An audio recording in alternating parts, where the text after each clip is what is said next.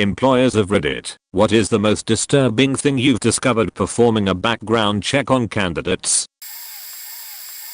We did a background check on a guy who it turns out had sued every former employer for an on-the-job injury, usually right after 90 days, when most trial periods end. I did not hire him, but somebody else did, and I warned them that the background check showed at the 90-day mark he would try and get injured on the job and sue them. They took that to heart, and on the 92nd day, he showed up to work with a lawyer, claiming that his office chair had hurt his back, that the lights above his cubicle were giving him migraines, and his monitor was making his eyes hurt. The company responded prepared with their own lawyers, gave him an ergonomic keyboard, a monitor filter, and a special little area where the lights were better, and an ergonomic chair. And then they made it known that they would be contacting his former employers, many of whom he had sued, saying he was unable to work anymore. He stopped complaining and was let go in the next round of layoffs.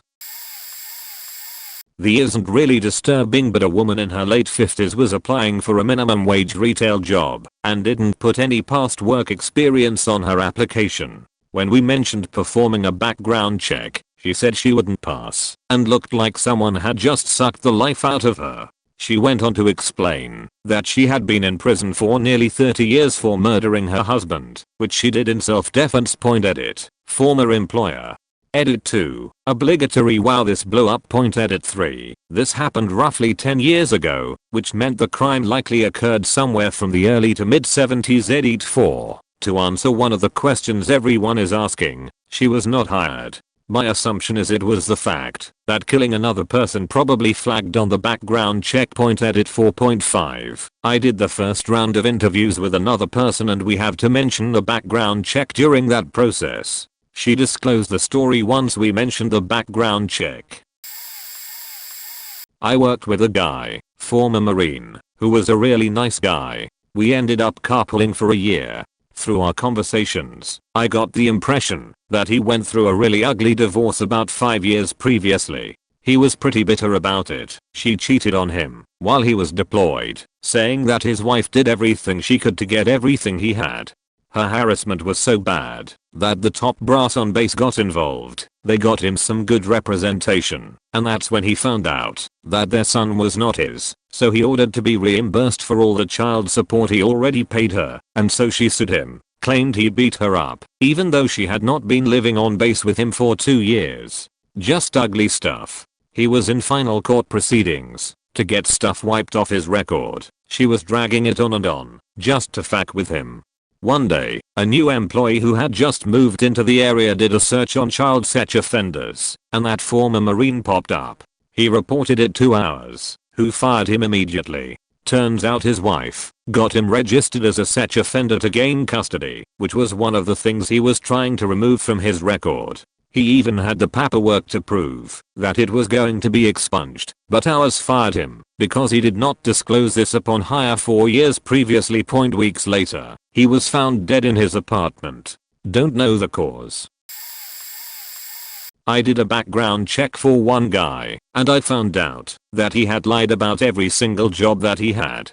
Going one job back, he claimed that he was a manager at a shoe store that went out of business. I was unable to verify that because the shoe store went out of business. Then he said that he was in the military for 4 years as a communication specialist. I found that he was in the army for 3 months, but got an honorable discharge because he couldn't make it through boot camp. He claimed before that he was the manager of the evening shift at a chicken plant. Turns out that he was a janitor for only a few months before he was fired for job performance. He claimed he was a manager of a hotel before that, and it turned out that his mother was actually the night manager, and she was fired because she kept bringing her kid to work. I tried to do the math, and I realized that if everything in the background check was true, that the applicant probably also lied about his age and had to be a lot younger than he claimed to be. He said he was in his late 20s, but I bet he was no older than 20 or 21. A couple of months ago I received a call from our manager that they were letting someone go, and I needed to be ready to immediately kill their door card and all network/computer access. I was also asked to get hold of this employee, who had been a contractor there for about 3 months or so. We were going to bring them aboard as a FTE and have them go to the conference room. I ended up having to text the dude to get him where they asked me to. About 15 minutes later he was escorted off the premises by 2 of the bigger male managers, something that usually doesn't happen. I got a text from the guy as he was leaving that it was nice working with me. I thought it was weird, but when I inquired about how things went down I was told the guy escorted out didn't pass his background check. Apparently our company goes back way farther than the temp agencies did because he passed those. I think they didn't do one honestly. A few minutes after that I was asked by the head honcho at my site to Google him. I had never done it. I had absolutely no reason to, and I was immediately blown away. This guy was a full-blown child molester and CP collector/creator, and was registered as a violent sex offender. He should never have been allowed near our site. We are next door to a school that is being built, so he legally could not have worked there once it was complete. Had the agency they got him through screened him appropriately. So, I Google viewed a bit more and found a video of him on an anti-CP site of him in one of the restrooms at my site jacking off. It was like the third link down when you googled his name. Because it was an anti-CP site, it was whitelisted in our URL filter. I had to go show ours. I thought she was gonna faint, and the next day the global president of ops calls me to send him the video, and I told him all due respect, but I do not think you want to see this. I took a screenshot of the site, and you know how YouTube videos sometimes freeze on places in the middle of the video when you see just the thumbnails of them before you play them? Guess what was the moment it froze? Yeah, the one nobody wants to see. About 5 minutes after sending the screenshot I got an email back from the ops pre saying you're right, I didn't need to see that, have that site blocked as soon as possible. Ironically it took several calls to blacklist the site, but corporate did it. They own it. When I sent the link to the video to my boss, TLDR, accidentally hired a violent sex offender who made videos of himself pleasuring himself in the bathroom while on the clock. Edited for words and stuff. Edited again because I'm SMH about this being my second highest rated comment, right below me being an asshole about socks as a Christmas gift. Damn. Reddit. Edited because this is now my top comment. Damn it Reddit. And yes, I would love to get socks for any holiday now. I was working at a family fun center as the accountant. I did all the payroll and was listed at the contact person with the state for any employee questions. I get a call that went something like this: Ted, hi, my name is Ted, and I'm calling to see if you employ Sally. Me, yes, she just started here last week. I'm Sally's parole officer. I wanted to check and see if she will be dealing with any children at her work. Me, yes, this is a family fun center that is full of kids. Is there a problem? TA, you need to send her home right now. She is not allowed to work anywhere with kids. Did you do a background check on her? Me, I'll check with ours, but we normally do run a background check. I will contact her, but please send her home and do not let her return. Me, okay. Thank you. End of convo. I do a quick Google search and pull up her police record. Turns out she and her boyfriend had a kid together, but we are both addicted to drugs.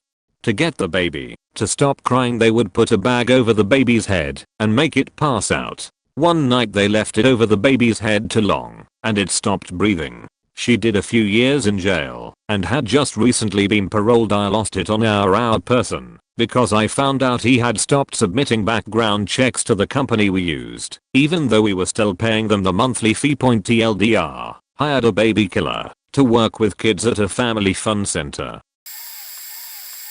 His profile picture on Facebook was an upside down male genitalia. I assume it was his using the penis as a nose. He had cleverly balanced a pair of eyeglasses over the genitals and drawn pupils on the testicles to create the image of a gentleman/elephant wearing a pair of glasses. He got an interview, got the job, and developed into one of my best technical analysts. Edit. Looks like I have a little soapbox here to offer some wisdom.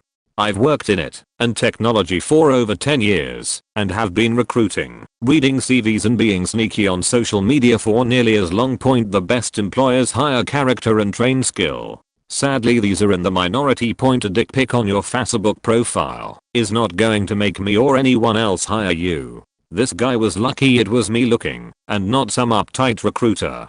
You've got to come to the table with a lot more than that point. Demonstrate you have a personal, vested interest in what the job is about. Demonstrate that you can work with others. Demonstrate you can follow instructions, but also that you can find your own path when there are none. Points despite what school may have told you. Never discount your hobbies as a demonstration of the above. Even if that hobby is using Reddit, gaming or managing a Minecraft server. The number of prospective grads or apprentices I talk to whom think that managing a Minecraft server, hosting a LAN party, or playing games online is not relevant experience in working with people or achieving goals is too damn high. Well, here's an interesting story, but you'll have to bear with me for the payoff. Point: about 4 years ago I was hired as a contract to hire for a position at EMC. I put in my 2-week notice, but then got called by the account manager stating that EMC pushed back my starting date a week. No biggie, I end up getting a week off work, unpaid, so I close out my 2 weeks, and on Thursday, I'm supposed to start the following Monday. I get a call from the manager of the contract house stating that there was some fraud involving my position, and that it didn't exist. I'm like, what the fuck? They explain that the contract manager basically made up the positions in the hopes of getting paid. Additionally, he ran up over $10k on the company credit cards. I told them they'd be hearing from my attorney as it was not my fault they didn't have proper checks on their staff. Point: in the meantime, I call my attorney, my brother-in-law, and start googling this guy. He starts negotiating with the contract house's insurance company. They lowball me, and I tell them to pound sand. When I forward the information about the contract house hiring a convicted felon, as well as the offer I received, they settled for the time I was out of work, which was a month, at my new contracted rate. Part of the agreement was that I would not speak ill of the contract house, and I won't. I really don't have any issues with them as they were honest about their f-up and made good with me. I contact the contract house again and speak to the manager. At this point, since things are settled, he apologizes and says that they've changed their procedures, including background checks, as well as checks on their accounts. He said the police wouldn't prosecute, since the losses weren't verifiable. I point out that I was out of work a month. He tells me I'm not the only one. There were 15 other people that were victims of this guy's fraud, and 11 of them put in their notice at their current jobs, including one guy that had moved from California back to the Midwest. At this point I'm pissed at this guy. I'm very good about finding work. I've been laid off 4 times and never out of work longer than a month, knock on wood. But many of these people may not have been so fortunate. He faked up so many lives with his fraud, and for the recruiting firm, they only lost money. I check this guy's LinkedIn profile a month or 2 later, and I find he has a new job as an account manager at another recruiting firm. I call the recruiting firm and tell them the story as well as providing them links to his offender status. The manager tells me they just hired him and he was in orientation. They fire him immediately. He lied on his resume. They didn't perform a background check. I'm all for giving people another shot, but this guy has a criminal record dating back to the 80s. Multiple convictions for fraud, theft, including a B after the entire mess with the last recruiting firm. I check his offender status in my state. At one point he had absconded from parole. I haven't checked in a few months, but today I found out his offender status is clear and he's updated his LinkedIn. He's working for another recruiting firm. Time to give them a call. Edit. The last firm I called indicated he lied on his resume, and one of his jobs was as a RAW generalist. If you look into it a little bit more, the place he listed is in the state prison, not at the state prison. Edit 2. What did I do with my month off, which ended up being paid? I borrowed some money from my parents and remodeled my condo, repainted, pulled carpet and replaced with a nice pergo flooring. I repaid them as soon as I received a check from the insurance company after I started working my new job. Update. Somewhat anticlimactic. I called latest company he had listed on LinkedIn as a current job and spoke to the manager. I asked if I could speak with Mr. Criminal Account Manager and the manager stated that he no longer works for the company. I then asked if he left any forwarding info. The manager said no. Then he asked if he could help me, and I told him, no, not really. I just called to tell you about Mr. Criminal Account Manager's criminal background. The manager responded with a chuckle and said, hey, yep. I'm thinking, oh, okay, what does that mean? I asked if he knew everything, and he said he couldn't elaborate. I left it at that. He's not there anymore, and I'm assuming he was fired, based on the manager's responses, or lack thereof. I'd post his LinkedIn and Otis information, but I'm pretty sure that would be a violation of Reddit policy. Used to work in banking. Every employee was background checked, state and federal, and had their credit bureau reports run as well. We were never allowed to bring anyone on until all of their background checks had been approved, and that always took a minimum of 3 business days, sometimes as long as a week. One of the branches I was responsible for at the time broke the rule and hired a new teller and allowed him to start right away. They were extremely understaffed and had been for a while. He'd been there for a couple days. No problems. It was just after closing on a Friday when I got a call from ours. The new teller was a do not hire for felony sheet. Out of curiosity, I asked what he was convicted of. Multiple raps. I called the branch manager, the one who hired him, and she got very quiet and whispered to me that she broke the rules, let him start working already, that he was there right now helping her close the branch, and that they were the only 2 people there.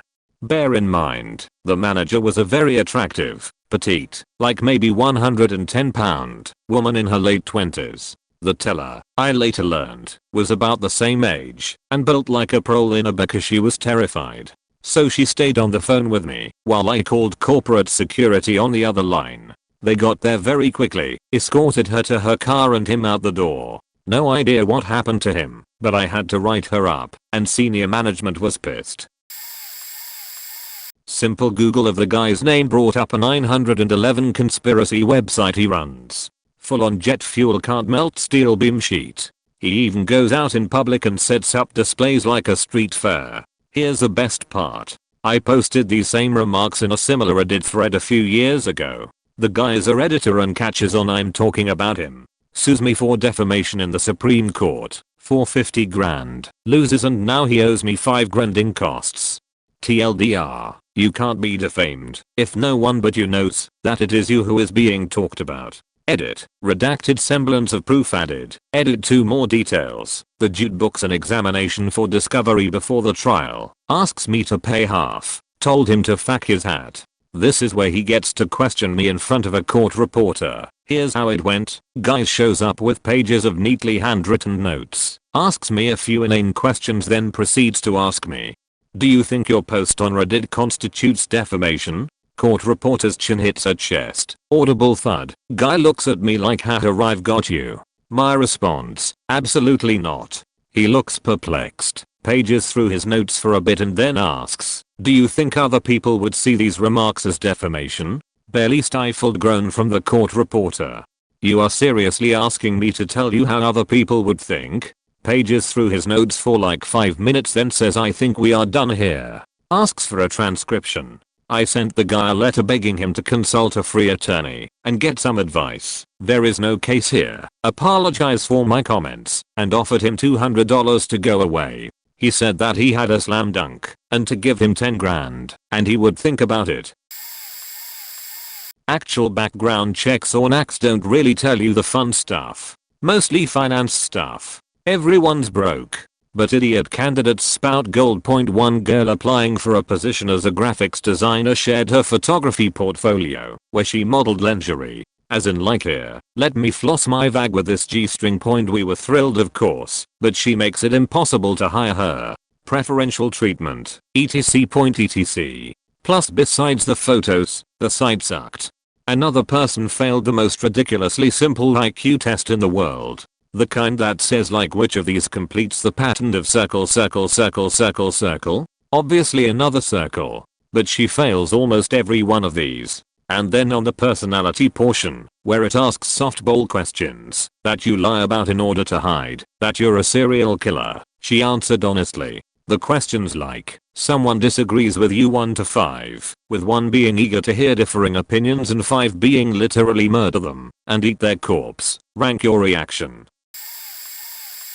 My first job as a manager, and I'm interviewing for a tech position. Had some good candidates. Then my boss says he has someone I should talk to. The guy was in his mid to late 50s, my age now. I was mid 20s then, and his sole tech experience was a 4-month tech class. He was singularly unqualified, but a nice guy. Then my boss says we're hiring him, and shuts down my questions with "I'm the boss, this is happening, make it work," which I do.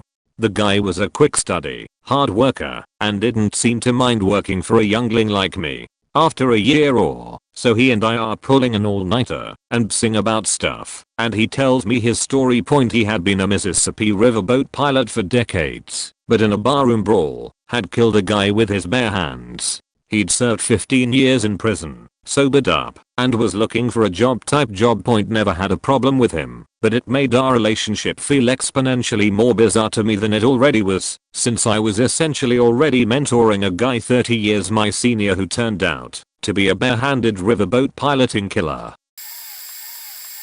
Not at all related, but related. At my previous job, at a drop-in center, a guy was sitting down, minding his own business. My boss recognizes him from a news story that he was reading at the time in the paper. Dude is wanted, nationwide warrant. He is wanted for some major crimes in Calgary, considered dangerous, and we're in Winnipeg. The police are called subtly. They come an hour later loudly announcing, "Yeah, so we're here because you called us. That X is here. He was gone by that time." A week later he is back. Police are called again. They claim the warrant is no longer out. My boss is incredulous and calls the RCMP. The warrant is still very much active. They arrive, but he had stepped out again. Eventually whenever he came, and the question was raised, should we call the police? I was the prevailing voice of irresponsibility and said why. The police clearly don't give a shit and he's been nice to us, but it has reaffirmed my belief that the Winnipeg police are really bad at their job. My father owned his own small business. He ran a service agency that provided housekeeping, maintenance, landscaping, and some other types of service jobs, installation of audio/video systems, live-in chefs and maids, etc., to hotels, condominiums, timeshares, and wealthy private homes on the Crystal Coast. When I was a kid, I made beds and washed toilets. Fun times. When I was in college, I helped do it all. Given the work being contracted, we weren't expecting the best and brightest. We would overlook pretty much anything except stealing. A reputation for strict honesty is the only way to fly when you're putting your people into the homes of those who will sue at the drop of a hat, and minor drug offenses, alcohol abuse, and even felonies were common. We had a woman who did 5 years for arson for hitting her ex's car with a Molotov cocktail when she caught him cheating. She was a great house cleaner, and no one would hire her for anything else. We had a dude who had done 2 years as a drug mule. He just wanted to make enough to feed himself and live in the beach, and every minute he wasn't working he was surfing. Things like that. But the weirdest hire we had was a guy who was a convicted child molester who was referred to us by the local halfway house. He was a nice, clean-cut guy, but he was also 110% genuine pedophile, only attracted to prepubescent children, and completely messed up by it. He knew what he was, and hated it. Think existential Catholic guilt type stuff. He had a plea bargain that required him to take a chemical castration formula, see a counselor 4 to 5 times a week, go to group therapy, stay away from schools, be registered, the works. It made getting a job almost impossible. We were asked if we had anything he could do that didn't require contact with people, and we did. All the water on the barriers island comes from desalination, which makes the pipes and fixtures get crowded up with calcium carbonate. He was quiet, prompt, dependable, and didn't mind the weird hours he had to work. But I'll never forget the interview. He gets there, and we all shake hands, and then are looking awkwardly at each other, and he just belts out, "Look, before we start, I know what you've been told, and I want you to know that it's all true, and some is probably missing. And I can't promise I won't do it again, because that's not entirely up to me, and I hate that." And my dad just stood up and held out his hand and said, "I don't want you to promise me you'll never do it again. I want you to promise you'll always be on time, you'll never steal, and you'll call me before there's a problem, not after. I don't like what you did, but won't be the reason a man who's trying to fix himself doesn't succeed either."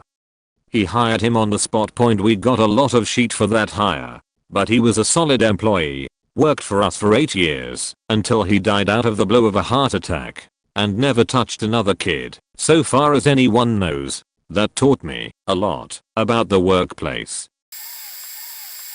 Interviewed a guy with a solid resume, but a 1.5 year gap on it. Naturally asked what he had been doing with that time, if he had been let go, etc. He had actually a pretty solid explanation. His parents were killed in 9/11, and he came into a fair amount of money because of it, and decided to take some time off to deal with it, and to pursue his dream of becoming a baker, since he felt it would help him cope with the loss, and he was now financially in a position where money really didn't matter to him. He tried starting his own bakery up, worked at it for about 1.5 years, decided it wasn't for him, and he would go back to the corporate world to keep himself busy. He recognized that he was about 1.5 years removed for things, and that was why he was applying for a job that was a step down from where he was, as in the bakery business. Really all he did to keep his skills up was check in every now and then about what was going on in it, what he was applying for. Now all of that would 100% make me look past a big gap on a resume. It's actually pretty damn admirable. The problem was he threw up a flag right away when I asked him where he expected salary to be. It wasn't a high paying position to begin with, but he tossed out a number about 10k higher than what our posted range was for it, and our posted range was on the high end for the position comparative in the area we were looking. I mentioned I might have a problem hitting that exact number, and he got hung up on it. So not wanting to bring up questions about his dead parents and a plane crash, I started chatting him up about the bakery world. Now, my baking experience ends with a box of Duncan Hines brownies, but that was leaps and bounds above what this guy seemed to know. So okay, I figured, he did say that the bakery world wasn't for him, maybe he is just that bad. So I sent him on his way. And naturally the first thing I do is start googling families that died in 9/11. Problem is that it's a pretty short list, thankfully, of married couples who died in 9/11, and his name didn't come back with any of them, nor did it come back matching anyone who died on 9/11, or the married couples who died even having ages that would somehow align with this guy. So our normal background check, which would have just been a basic criminal and calling his last employer, turned into me putting on a detective hat for a day and running down this guy's previous life history, and needless to say he was completely full of shit and we didn't hire him.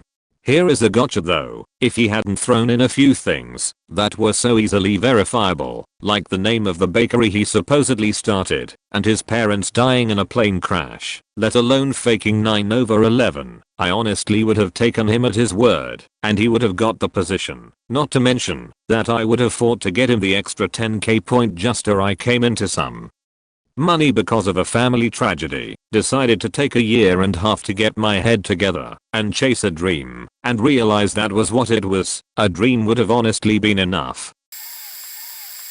It's not an employer/employee thing, but I always do a background check on my new tenants. I live in a 2-family house. Whomever is my tenant is living with me. On one occasion, the real estate brought a potential tenant that was a bit off. The family was nice and all, but I just couldn't place what was wrong. After they left, the realtor told me the tenants want to move quickly. They have a bank's check for $15k that will cover security and 6 months rent. They are prepared to move in for Monday. The realtor then gave me pay stubs, copies of photo IDs and a social security number.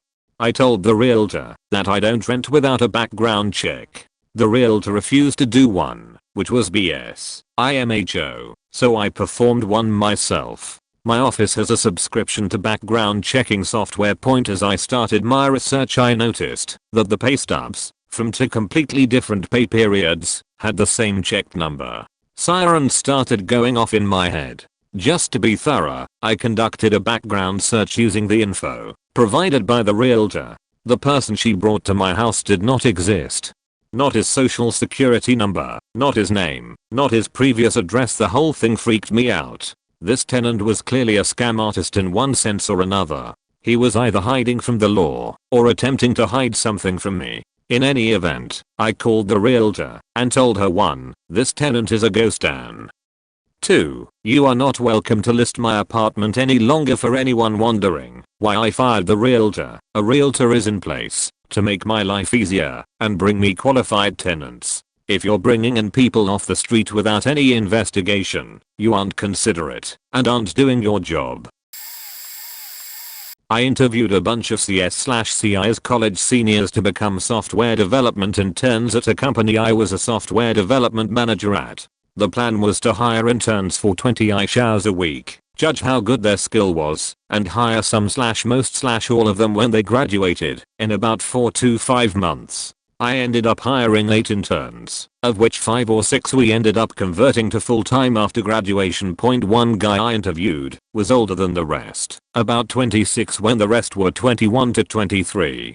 He was super personable and did reasonably well on my development skills test. He sold himself really well, and I was very enthusiastic about the interview and planned to offer him one of the positions. He pulled me aside after the interview and said he wanted to tell me something. It turns out he had spent 3 years in jail for dealing drugs. He further explained that he had been doing community service and court-mandated counseling for over 2 years and produced from his backpack a literal mountain of paperwork proving it.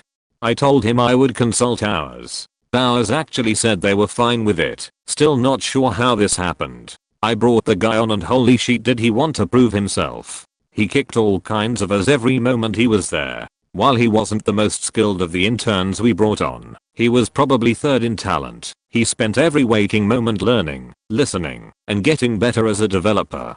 We converted him to employee the moment he graduated, and for the next year, until the office closed down, project ended, that dude probably averaged 80-hour weeks. He's now been working as a dev in a small startup for about 5 years. I still keep in touch. Great dude who just made a series of stupid mistakes when he was young. Friend of mine had an applicant at a laundry that, under past criminal convictions, listed a rap sheet for pothead. Okay. She laughed and told us about it. Obviously she meant rap sheet. She wasn't hired though as she didn't seem to take things seriously and was a little rude. A week later she was arrested in the kitchen of her 50-something-year-old boyfriend. She was in her 20s after killing him with a hammer over drugs and money. She admitted over 911 that she had killed him. She had several previous felonies she had neglected to mention in her employment application. Edit. I was wrong. It was a baseball bat and steak knife, not hammer. Her last name stuck with me as Bullpen Hammer, I guess. And she was 30, not in her 20s, and he was 65, not on his 50s. And, her kitchen, not his. And admitted to detectives during questioning, not to 911. I'll last read the story when she was convicted a few years ago. All a stuff I got wrong, but shows how memory can be. I was the store manager at a small retail store that used a third-party company for background checks, which meant that it often took a few weeks to get them back. This also meant that I usually had to start working new hires before their background check came through. So one day I'm sitting at my desk with a new employee working on something in the stockroom behind me when the phone rings. I answer it, and it's someone from the company that does our background checks, which was odd, since they usually just emailed the results to me. She asks who I am, and immediately starts talking quietly, as if someone could hear her talking. She asks me if a certain new employee is working today, and I said yes, and that he is actually in the stockroom working as we speak. She gets even quieter and pretty much says that the new employee in question has failed their background check and that I need to let them go immediately. When I asked what the reason was, all she would say is that she couldn't tell me the exact nature of the issue, but that he had an extremely violent past and I needed to get him out of the building as soon as possible. Needless to say, I approached him with extreme caution while giving him the news. I thought he was going to go off the deep end, but he was actually very cool and understanding about it. I must say though, I actually felt pretty bad when he said he really liked working for me and asked if there was anything he could do to keep his job, and I had to tell him it was completely out of my hands. In order from least crazy to most, candidate is open about having prior arrests for minor theft some years ago. We get it. People make mistakes. We can overlook old stuff. Candidate arrives to interview and signs consent form for background check, which we run during interviews. Right after the candidate leaves, the results come back, and we learn they were arrested 2 months prior for grand theft, and have a theft related charge roughly twice per year, for the last 10 years. Didn't hire. Point candidate calls before scheduled time, and says they will be late as they are having car troubles. Okay, I have an open slot later in the day, and I move them there. Interview time comes, and goes without further contact, so I assume they are not going to show. As I go to leave that afternoon, the receptionist stops me and asks, "Hey, was first name, last name, going to interview today?" "Yeah, why?" "They were just arrested for stealing a car with a toddler in it." Apparently the candidate was going to steal a car to get to the interview. Here's the worst. Additional info, we only run a statewide check initially, and after 30 days we run the national level check. So, this candidate shows up, great interview, clean record, in-state, etc. We hire them, they complete training, and are doing a great job overall. After 30 days, we run the national background check, and get 3 national hits, all for active warrants for murder/manslaughter FAC. We called the police, employee never showed up again, and we never heard anything else. Throw away for reasons. And way late to the part, so probably gonna get buried. Point I was the person attempting to get hired in this one. I was applying for government jobs. I was not worried about the background checks. I knew I would pass them. Turns out I was wrong. One of the agencies I applied for calls me to ask me if I knew there was a police report against me on file the next county over. Shocked, I told them I had no idea, and they informed me that it was for sexual assault. The report had been filed in 2010. It was currently 2015. I had no idea what it could have been about, so I told them so. Well, after a while I came in and did a polygraph about the reports. Turns out a guy I had a fling with had turned around and filed a police report saying I rapped him. Explained why he never called me back actually. In the report he said I took him into my parents' home, handcuffed him to my bed and rapped him. We never left his car because I knew my dad was awake and didn't want to have to deal with sneaking a guy into the house. I passed the sheet out of the polygraph and got hired. I guess the guy himself closed the report, probably because it was complete bullshit, and he realized that if he took it to court it would get wrecked. I would like to thank the guy for being the reason I was probably denied at 3 to 4 other agencies for over a year. Thanks for putting a bullshit report on my record for no reason, you attention seeking asshole. When I was working at my old job, I was running the engineering department and I really needed help, but the owners were cheap and didn't want to hire someone with experience and pay that high of a wage. Anyway, so they brought in this kid for me to interview. He must have been about 19 or 20. He was very quiet, soft-spoken, small dude. He seemed pretty nervous in the interview, but he seemed real nice, and he really wanted the job. Was a devout Christian, going to some Christian private college for Bible studies or something, straight and narrow. My boss comes in, talks to him, makes him an offer, and he takes it. Boss walks out, he's filling out his employee packet. Then when he gets to the past convictions part of the packet he tells me he has a statutory rap charge. He told me he could tell me the story of how it happened / etc. This was a small business and we didn't really have a policy in place as to whether we would or wouldn't hire people with past convictions. We ended up hiring him anyway. It turns out he used to have a really bad drug problem, and after that charge happened he decided to get clean and start going to church. I wasn't an employer, but I was an apartment manager and had to run background checks on prospective tenants. I had a man come in who was in his late 50s with his early 20-something girlfriend and their little Yorkie. Anyways, I ran the background / credit checks through our system. His comes back clean. Hers comes back denied. She was denied because of her criminal history, which had a felony beastiality conviction. It literally said beastiality. I was dumbfounded. I had to meet with her privately to explain why, and I couldn't even speak. I just said you were denied and slid the papers to her. Her face immediately changed and she starts panicking, saying that shouldn't still be on there. Over and over. I ended up googling her name and the article stated that videos had surfaced of her with her pet dog and peanut butter. I don't need to elaborate. A part of her conviction was that she wasn't allowed to own pets anymore either. I will never forget that day as long as I live. Not an employer, but we hired a new guy when I was in college back in the early 90s. This was before background checks came back in a couple of days. We worked together for a couple of weeks. Minimum wage, graveyard shift, mart, stocking shelves. We were literally locked in the store from 10 PM till 6 am. This dude is quiet, kept to himself, and honestly worked his ass off. He was there to work. One day at 10 PM, after they locked up the store, we had a team meeting, and he was not there. They asked us if X had been doing anything weird or strange. Nobody saw or said anything except positive. Come to find out that he had spent the last 6 years in prison for manslaughter for killing a child. He had run the kid over in the dead of night and fled the scene. Not going to judge him for a poor decision, but from the short time I knew him, it looked like he was trying to get his life back in order and was not chasing issues with anyone.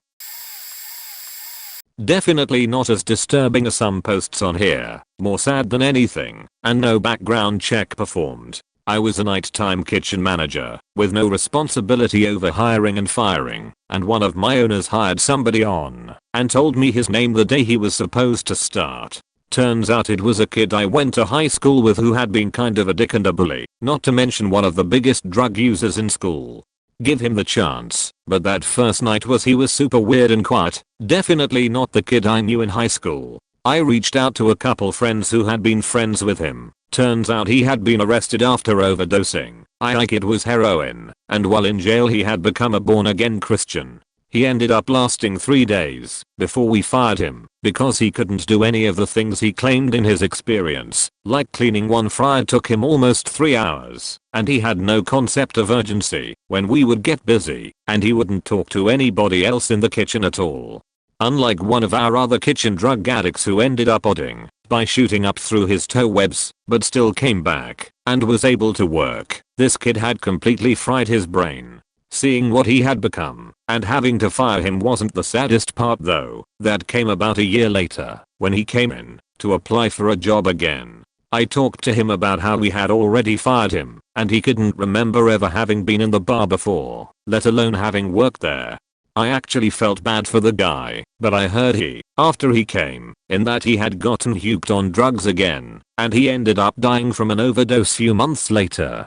Part of me has always felt like I should feel worse about it all, but he was such a dick to me in high school. I couldn't feel more than sadness that somebody that young, 22ish, had destroyed his life like that. I'm part of a very large group of people who make hiring decisions for the top position in our organization. It's a little unusual in that the people on the lowest rungs of the ladder actually make the decision about who to hire for the top position, but that's how it is anyhow. We had one guy come through who seemed like an alright fit, at least when compared to the other candidates, but lots of details just didn't add up.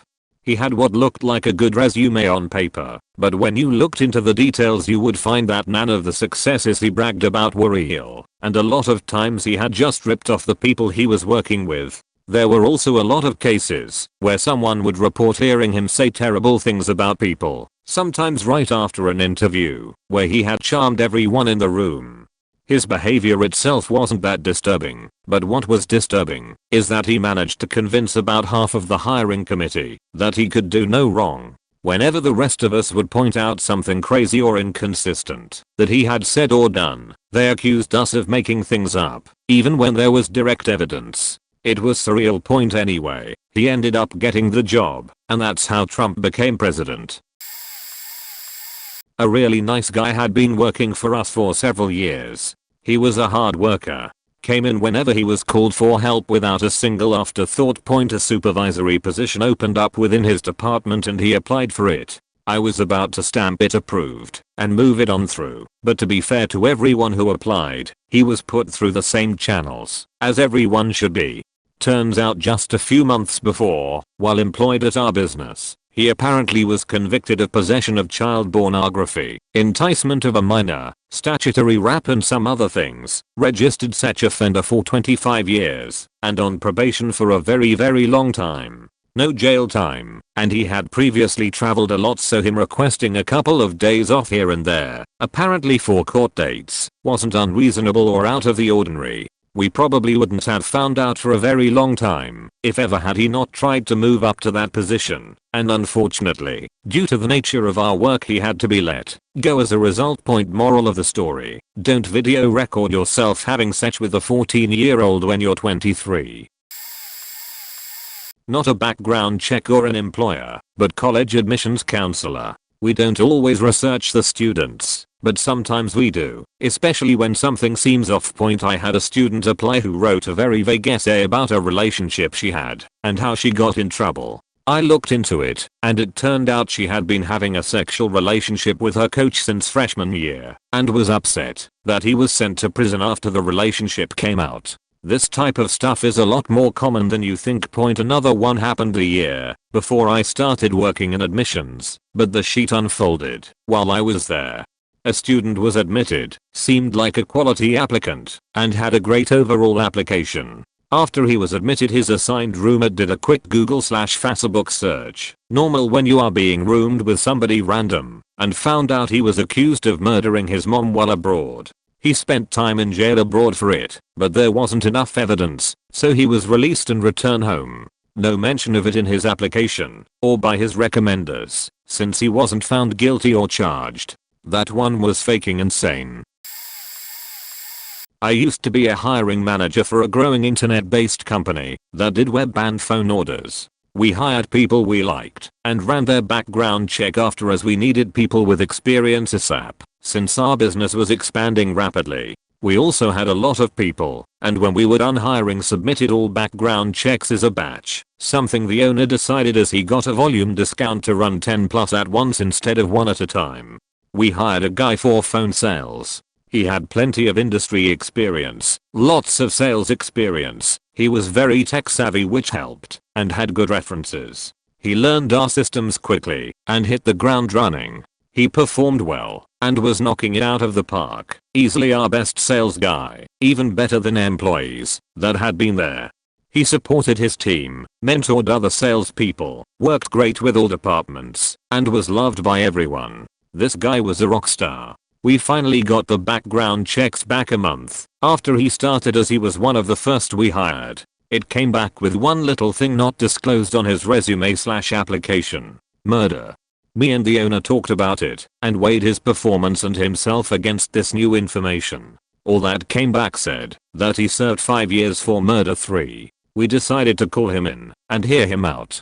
Turns out he got into a fight at a bar when some guys attacked his brother. He hit one of the guys hard enough to knock him over. The guy hit his head on a parking barrier and died.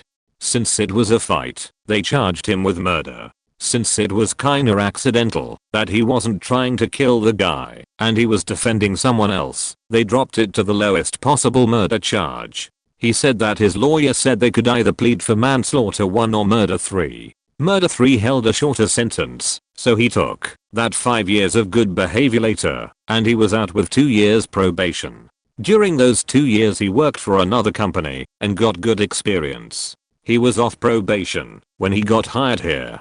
He said that he didn't disclose it because he knew he could do a great job and needed a chance to show us. He understood if we fired him for keeping it from us, and was in tears because he really liked the job and was really good at it. He was amazing. We gave him a warning to not keep anything from us like that again, or there wouldn't be another chance. We kept him on, and he continued to do an amazing job, and shortly made sales manager as well.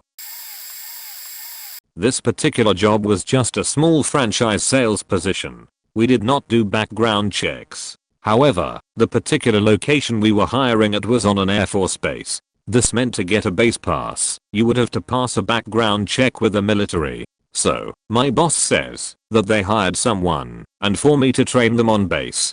So for his first day I was able to bring him on base because I happened to be a military dependent, was able to do so, and I was directed by my boss to do so.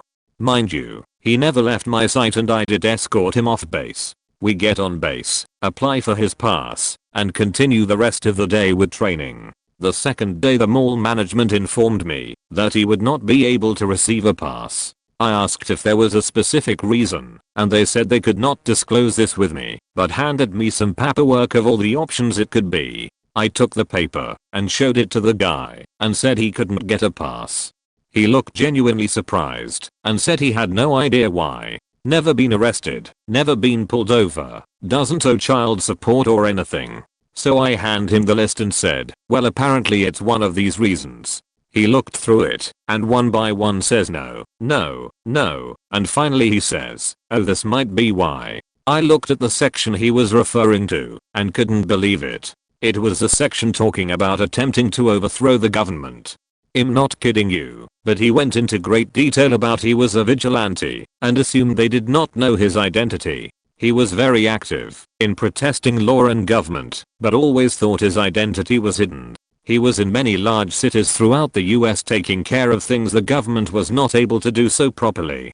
He also talked about being a part of a large organization full of people like him, and how it was a large underground secret thing. He could have been making the whole thing up, but it still didn't make my job any less awkward. I had to escort him off base and call it good.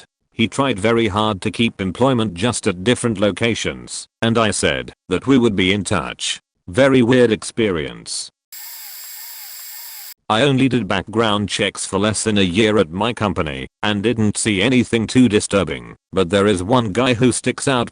I had the guy come in to do the paperwork for the background and to administer his drug test. The drug test comes back in like 2 days and he tested positive. As lax as my company is about backgrounds, they don't allow positive drug results at all. I look for the preliminary results of the background, and he has a few violent charges, and specifically I remember a domestic violence charge. So after I discuss it with the managers, I get told to let this guy know he's not being hired. I give him a call, and after I tell him everything and I'm about to hang up, he asks me for my cell number so he can hit me up sometime. Like, really? Dude knows I saw his domestic violence charges and everything and thinks he's going to get a date. That said, my company really was very relaxed about background checks. Pretty much only rejected someone if they were convicted of a violent crime. We had employees with multiple gun-related charges, employees who worked in finance with embezzlement charges, employees who embezzled from our own company previously, one total wackadoo who had charges related to social security fraud. He was far more interesting in a Google search though. His dad disappeared years ago right before a mysterious fire destroyed their house. Same guy also told us he was a werewolf, like seriously believed he had a wolf spirit living in his body that changed him during the full moon. Interviewed a guy for an office position a few years ago. He sort of gave off a weird vibe, but we didn't have that many people jumping at the gig, and he was qualified, so we offered him the job conditionally pending a background check. Ran the check, and it came back with a dozen various charges, including misdemeanor charges of harassment, stalking with intent to harm, disorderly conduct, and a few dwees. Unfortunately, the misdemeanor charges had not resulted in any convictions, so we could not refuse to hire him based on those. Law says there has to be a conviction, not just a charge, if you're going to use it as a reason to refuse employment. I, a small in stature female, was sufficiently freaked out, since there would be many times I would be in the office alone with this guy. Maybe one or two charges could be a crazy ex-girlfriend trying to get back at the guy, but that many over a long period of time paired with creepy vibe? Nope. Dude was bad news lucked out, and the guy messed up his pre-employment paperwork sufficiently enough that we could justify not hiring him. Now I Google the shit out of everyone and check public arrest records before I even interview anyone. I used to run hours for a security company. One day I get a CV from this guy that appears to be unreal. 5 years as security manager at a department store, 5 years before that at another one, 10 years as a manager of a security company. Finished off with a 2-year stint as a deputy sheriff in a mid-sized town in Georgia, the state, not the country. Immediately I'm thinking this guy's management material for my loss prevention department, possibly the new head. I call him in. He interviews well. I ask him why he'd left Georgia and moved to Toronto. He tells me that he was born in Canada and his parents moved him to the US when he was an infant, but never got his citizenship finalized. He was in the process of getting a job with DHS, and they figured this out, and were about to arrest/deport him when someone inside told him as much, and he fled back to Canada. I introduce him to my boss. Boss loves him, tells me to apply for his security licenses, and to do a reference check on him. Few days later I have the time, so I start doing reference checks. Security company? Doesn't exist, never existed. Both department stores? Close D. Weird point. So I call the sheriff's office where he'd worked and get put on with the internal affairs officer. Dude is very curt and tells me to make a list of questions and fax them to him, and he'll decide what he wants to answer. He then says this individual is not eligible for a hire and hangs up. I'm utterly stumped at this point, and someone suggests googling the guy along with the city. First thing that comes up, a story about him getting busted while running for sheriff. Someone got him on film offering to sell the office's influence/power in exchange for campaign contributions. Why did he leave Georgia? Welp, the citizenship thing was true, just the exact reason was a bit different. He was sentenced to and served 21 months in jail after his conviction and was deported after he still got his license. This was about the time my security company went bankrupt, so we never got to put him in the field, but I'm fairly certain that the guy in charge of licensing in Ontario got fired over that story. Not a background check, and not disturbing so much as a laugh for a long time, but I once had a candidate tell me when asked about his odd availability on the application, "Yeah, I can't work until noon on Tuesday, Wednesday, Friday, Saturday, and Sunday because I had dates with Lady Aniksha right now." It turned out he played a lot of World of Warcraft and raided with a European guild on the west coast of the US and was unable to work until noon due to their raiding schedule. I appreciated the straightforward nature of his admission, but when I noted that morning availability was a requirement of the position he wanted, stocking shelves, he didn't want to talk to customers. He stood up abruptly and said, "Lady Aniksha waits for no man. I must be off." Worry not, knaves. You will always have a welcome place at my half. I honestly had nothing to say to that. He left and I never heard from him again. I should note that I was an avid WoW player back then and employed plenty of interesting people. Looking back at it now, I wonder if he was just trolling. I wasn't the employer, but I went all through school with a guy who was convicted of murder right before his 18th birthday. He had lured a guy to a remote area and shot him to death with a gun he had hidden there, then moved the body and hid it in the city dump. Pretty heinous stuff, though he had always seemed like a nice boy before then. He served 10 years before he was paroled. Fast forward to about 15 years ago. I joined a site to get in touch with old high school classmates because our reunion was coming up and he was there. He excitedly told me he'd been interviewed for a job as a mechanic with his local police department and had received a tentative offer pending the background check. Of course they discovered he was a convicted murderer, and of course they rescinded the job offer. He was absolutely outraged that the police refused to hire a convicted murderer and was ranting and raving about hiring an attorney to sue them for discrimination. My boss and I interviewed a guy for a position. The guy seemed pretty knowledgeable, answered questions well, etc. One of his past workplaces was at a local government office that one of my former bosses at another company now works at. I still keep in touch with my old boss, so my current boss asked me to ask him if he'd be a good fit, but of course not ask for personal details. We wanted to be professional about it. I email my boss and all I get is "I advise you to Google his name." That put up a red flag there, but him and I are on the same mindset, and I understood he couldn't really divulge information. I Google this guy and find out he went into a bar, got drunk and flashed a fake badge, and tried to impersonate a liquor control board officer, and threatened the bartender with jail for some odd reason. What was even better was that there was a state cop in the bar at the same time. This guy was about 6 months away from going to jail for it too, so we'd be hiring him until he'd report to prison. Not an employer, but a recently hired employee working at a well-known child care center. Typically you get children from 6 weeks 5 years old being taught here. I was getting cozy with my boss and we were shooting the sheet while I signed paperwork, and I asked her about the background checking process and if she ever came across anything surprising. She told me she had many people who applied and seemed very polite and kind. She really liked them, but something felt off.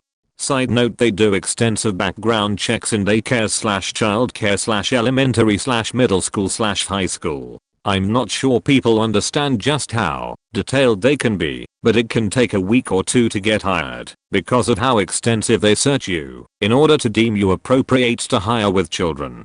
I had to be FBI background check just a student teach when I was going through my degree, and that took 8 weeks before I was given the A-OK to be allowed in.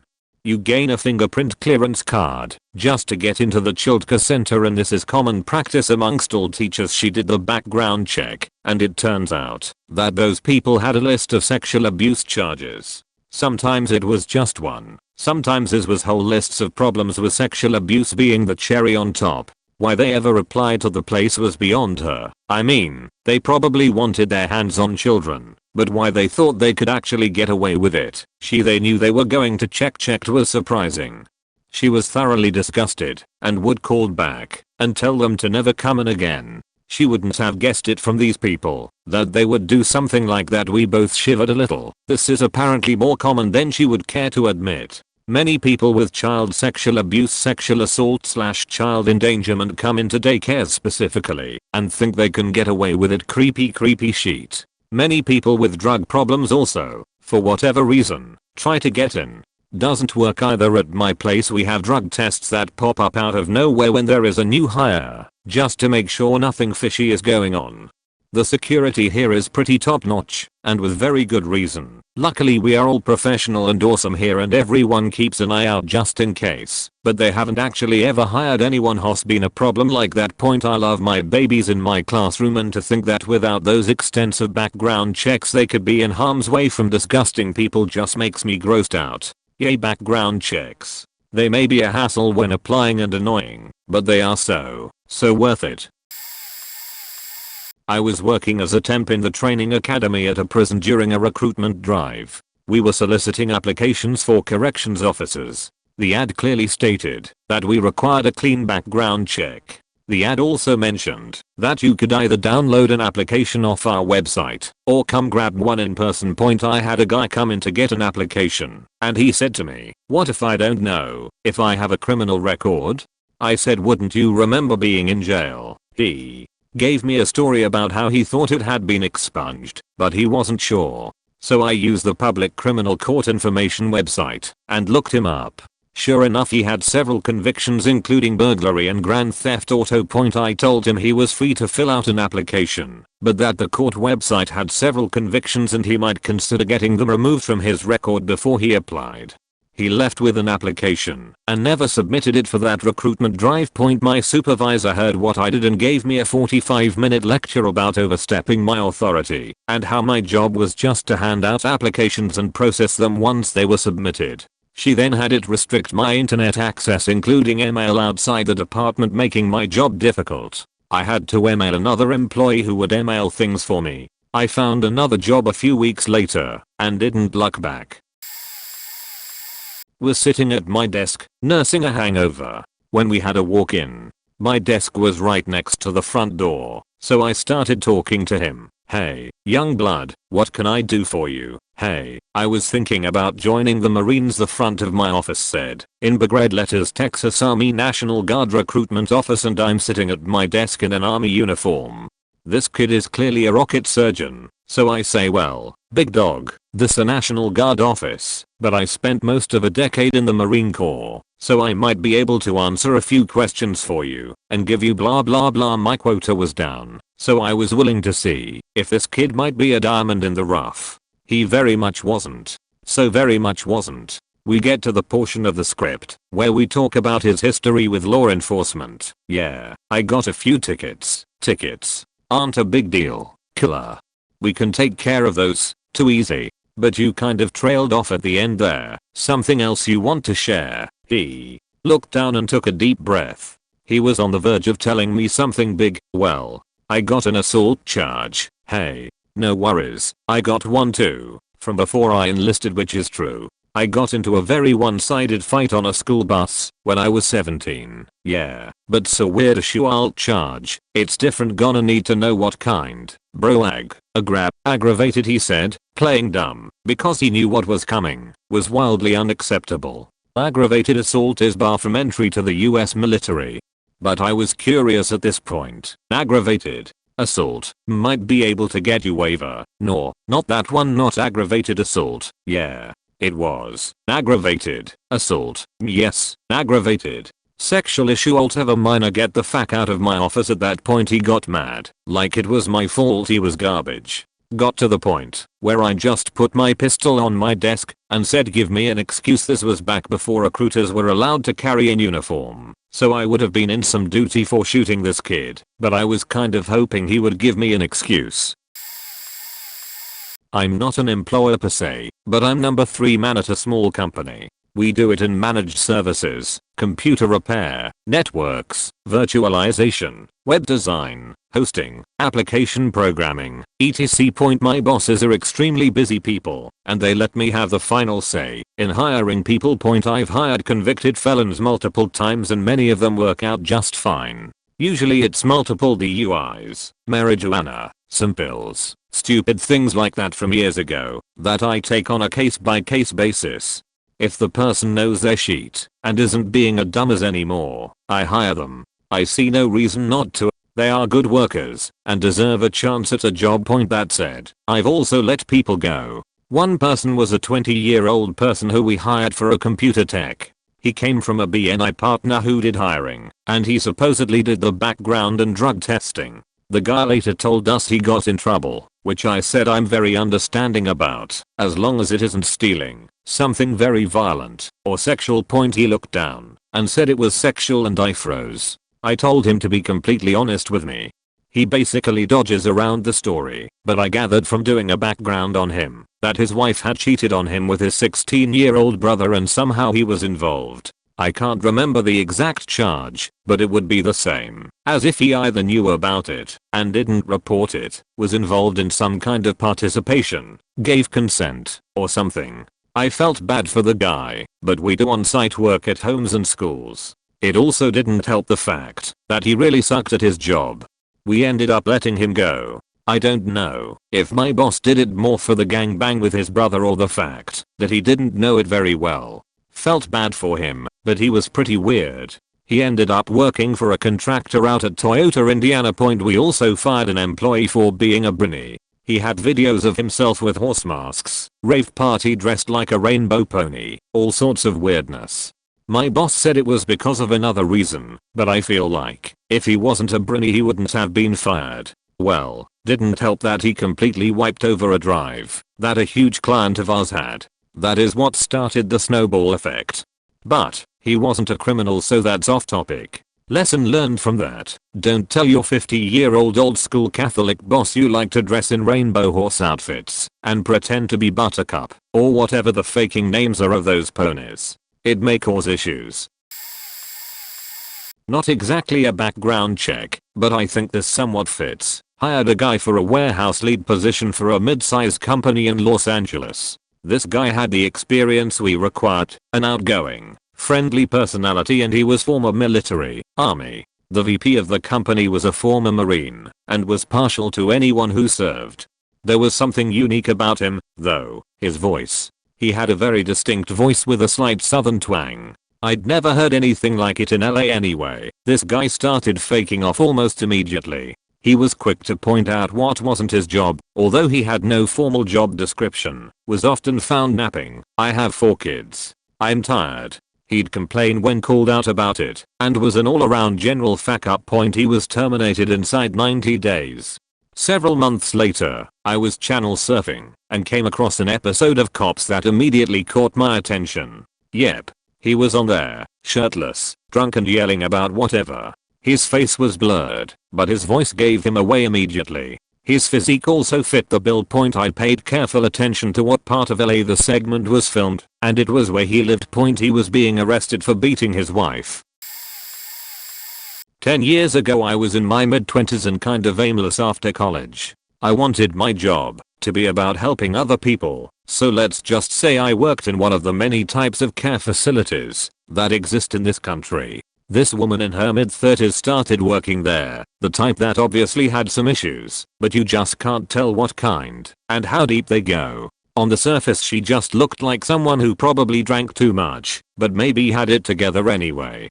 But after a while she started casually flirting with everyone, men and women, and I started becoming pretty suspicious about what her problem might be. Then she started being kind of blatant about it. As far as I could tell, pretty much everyone was put off by it, yet she pursued it like it was just a given that everybody there, including the people being cared for, faked everybody else, and we were just keeping it a secret because we had to.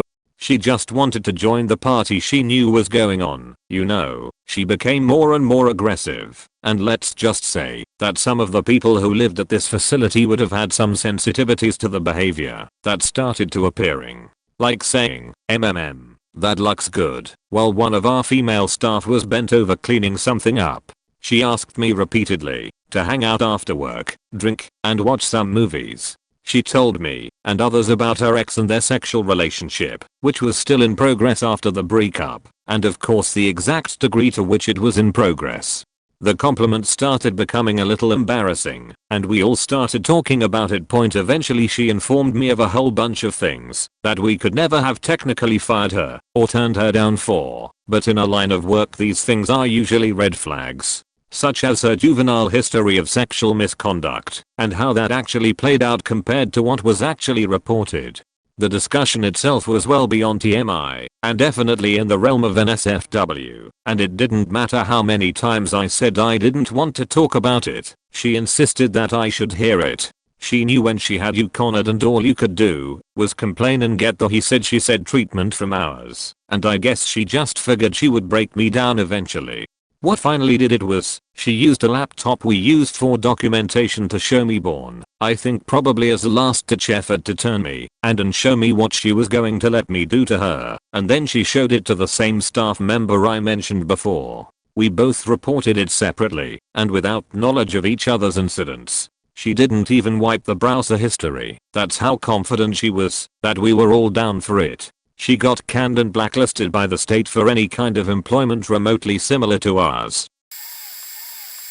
When I would interview people for our sales team, I would always tell them that we do a very thorough background check and to let me know ahead of time if something was going to come back. Most people were upfront and that was all I was looking for. If you said that I wouldn't find anything and I found something small, it was a good indicator of your character. The same goes if they told me ahead of time about something big like a DUI.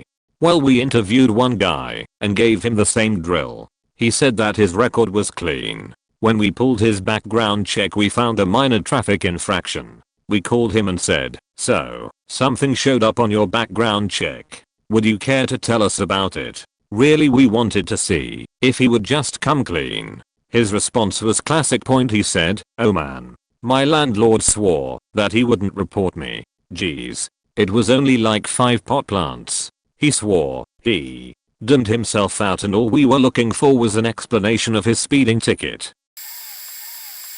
Not an employer, but worked for my dad's company 4 years as a laborer. The last year I worked for the company, we had picked up several ex-cons and I worked closely with them. One did time for a year in the 90s for selling to an undercover, rather neurotic guy, but really good as a machine operator and mechanic, and was so energetic he was usually the first to hop out of a machine and pick up a shovel. In the 90s he got hooked on crack and paid the price.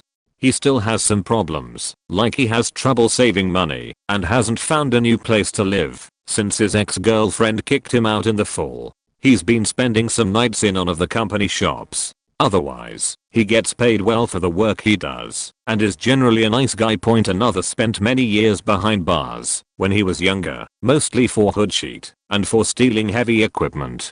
He's very funny and a bit of a wise guy, but despite his past he's been hugely reliable, gets along with most people well, and seems adamant about doing life right this time.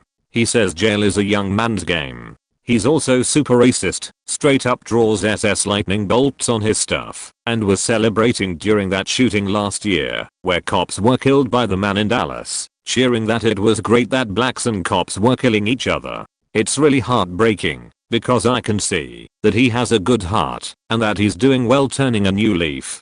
He still does some recreational drugs from time to time and his girlfriend just split with him, so I'm a bit concerned what's going to happen with him now. 2. The final guy, we didn't know the full background until one of the new employees sexually assaulted my sister. Her husband ran background checks on all the new guys and another came up with a conviction for rap back in the 90s. That was really daunting because the guy's he's just the sweetest, most well-meaning guy that never complains. Supposedly he mentioned to guy #2 mentioned above that he was convicted for false charges, but you can never be sure. One day while I was working with him, I quoted Camus, and he knew the reference. He talked about how he was wild when he was younger and ended up getting into Buddhism and general mindfulness practices, and it really helped him level out. I always had the perspective that loving kindness and the golden rule make people better, and in my head I sort of imagine him as an example of that. I just hope that I'm right to. Finally, a thread I can contribute to, but I'm 13 hours too late. I work as a researcher for a background check company. There are quite a few people that won't pass our criteria every day. 1 had the same name as my girlfriend. She was 40 and her profile was 80 pages thick. She was charged with robbery, armed robbery, assault with bodily injury, attempted manslaughter, and public drunkenness. She did not pass. An interesting thing is that if a researcher finds a such offender, the highest level, I think it's a 3 or something, they made it in the eyes of the other researchers. I haven't found one yet. I think the craziest one we denied an applicant for was premeditated murder in the 1st degree. Dude killed his daughter's rapist after he took a plea bargain and didn't get prison time. We had to deny him those other few off the top of my head. We usually find DUIs, DWIs, assaults and drug violations as the most common. There is at least a theft or robbery we find every day, maybe a brandishing a firearm like once a month, and a few serious such offenders a week. I've posted this before. I hire out for my program. It's working with vulnerable kids and ones with physical disabilities. 1 with minimal supervision. Person interviewed well-ish. Enough that we requested a police background check. We get it, and it's uber expired. 5 years. We require within 6 months. Ask for another one, get the same one with a date changed. Pretty obvious since there was no embossed seal. I use the phone a friend option to get a quick and dirty check. Turns out the person was arrested and convicted of child pornography. What's worse, he had a job at another agency working with kids. I literally hung up the phone and called his boss at the other place. He pulled the same trick on them. Funny date on CPIC, and they bought it. My second phone call was to his probation officer. He was fired at his other job and then arrested for breaching his probation. TLDR. Convicted child pornographer attempted to get job working with kids. Didn't buy fake CPIC. Got fired from other job and arrested. TLDR 2. He lied and said he had a clean CPIC and had tons of experience working with kids. Shudder. Hopefully this gets read. But I had just gotten a new job working for at a distribution center for a big box retailer.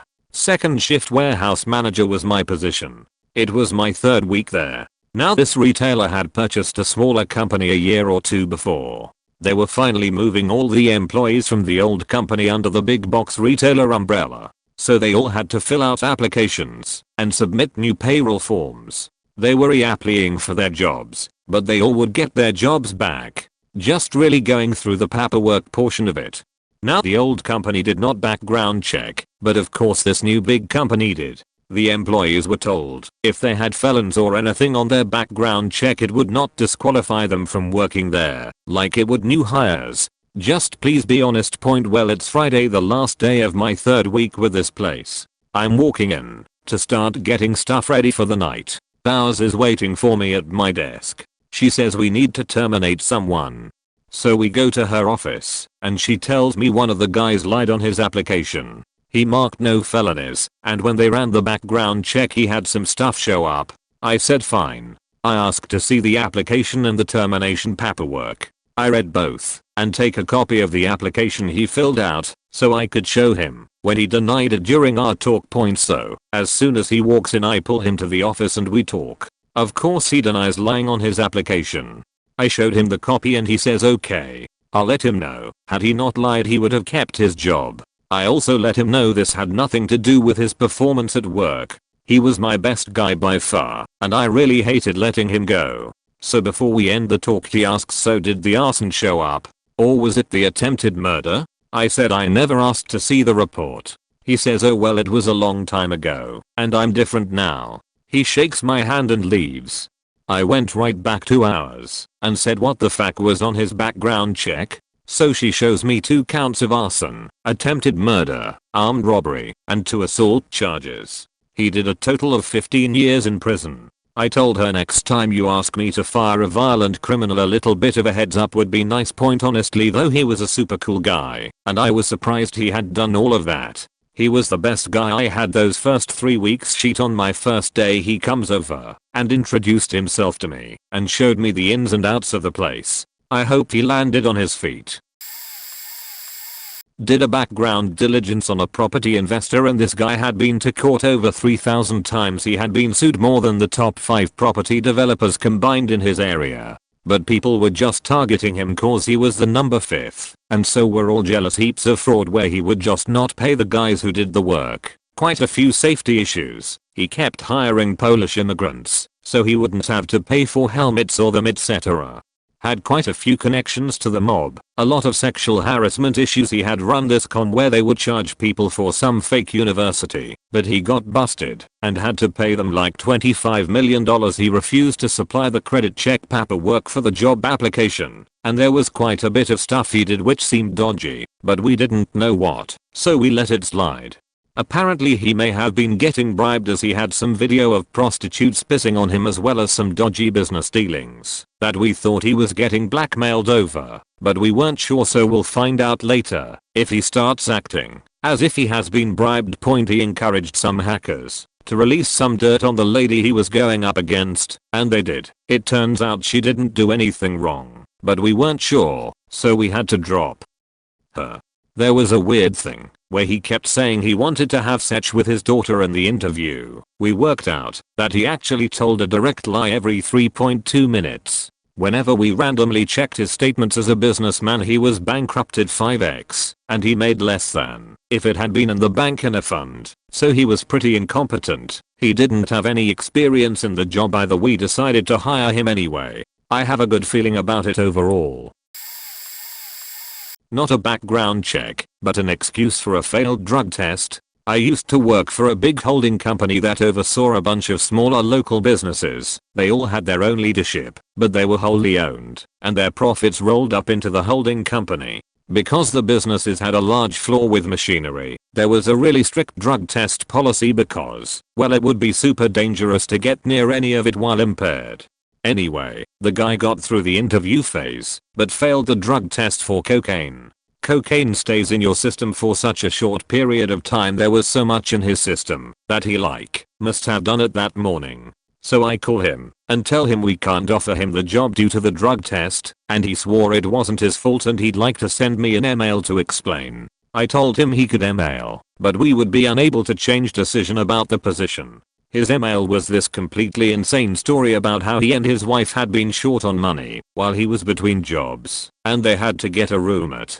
And he'd been worried that the roommate had been poisoning him for a while, and now we helped him confirm that this guy was dumping cocaine into his cereal. And he would never do drugs, but this roommate is just mean. No surprise, I still couldn't give him the job. TLDR, guy swears he failed a drug test because the man who rents a room in his house poisoned his cereal with lots of cocaine, just because he's a jerk.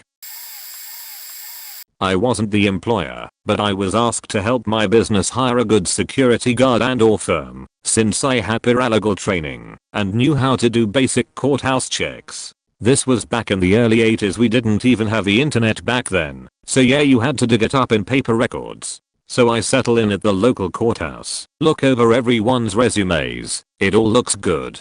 These are professionals who have worked a long time in the security industry, so I figure I won't find much. I get down to work. First potential hire. I find an arrest for soliciting a prostitute and one a year later for possession of cocaine while on the job as a security guard for a major Fortune 500 company. Okay, on to the next guy. Second potential hire. To charges for soliciting undercover cops for such acts, a burglary charge in possession of narcotics, all while working as a security guard. Third potential hire. Charges of domestic abuse and stalking 2 different women. Nope, not hiring this one. To work late at night with our very attractive female CEO in the building by herself. Potential hires 3, 4 and all the way up to 10 were like that. I mean, I don't know if it's just because we were in sort of a sketchy part of the city I was in or what, but man, it was bad. I don't think all security guards are sketchy by any means. I have friends and family who have worked in security for heaven's sake, but this particular task was just looking impossible. Then I get to the last potential hire. Woo, no prostitution or drug charges. Awesome. No domestic disputes or other weird things. In fact, no criminal cases at all. Resume looks good. Seems fine. I'm ready to call up hours and give the green light to hire him. But as I'm leaving I pass the civil courthouse and I think, well, let's just check to make sure there aren't any civil suits against the guy. That could be a problem, but now I won't find anything. And that's when the lawsuit over him having accidentally shot and crippled some guy who was a customer at the bank where the security guard was working came up. When I got back to the office I handed my list of fines to the hour director and told her that instead of wasting any more time we should just pay for the guy who already worked at the front desk and helped out on security issues to get trained as a proper security guard. So that's what the company did, paid for his training and license and everything. He made an awesome security guard and I gained a friend for having recommended him for the job. Not an employer, former employee at a hospital as a medical assistant. So, the doctor I worked with had recently had his physician's assistant, he was an orthopedic, moved to Minnesota. Ergo, he was looking for a new one. With the volume of patients he received, he needed one badly. A couple candidates come through. One was a particularly nice guy, late 20s, got along real well with the office and other doctors in the practice. Everything was just fine and dandy until about August, when several things happened at once. 1. We found out that he had been stealing the doc's prescription pad and writing himself prescripts to sell off. We only found out because the pharmacist he went to was actually one very familiar with the document. He saw that the prescriptions were signed using a stamp and not handwritten, and that was the tip-off. 2. A pair of cops appeared in the hospital in the middle of a workday, interrupted an appointment with a patient, and handcuffed the guy. Turns out, he'd just been connected to other drug-related activities. When they checked out his car, there was a nice little collections of firearms in the trunk. Apparently he had previous charges with this kind of shit. Lord knows how the hell that never came up in the background check. His PA credentials weren't even valid anymore, but the guy was smart as a whip. Way to go ours. TLDR Kawalker got arrested in the middle of seeing a patient for drug charges, was stealing prescriptions from the doc I worked for. Edit, I just recalled. We also had someone apply for a job under a pediatrician as a registered sex offender.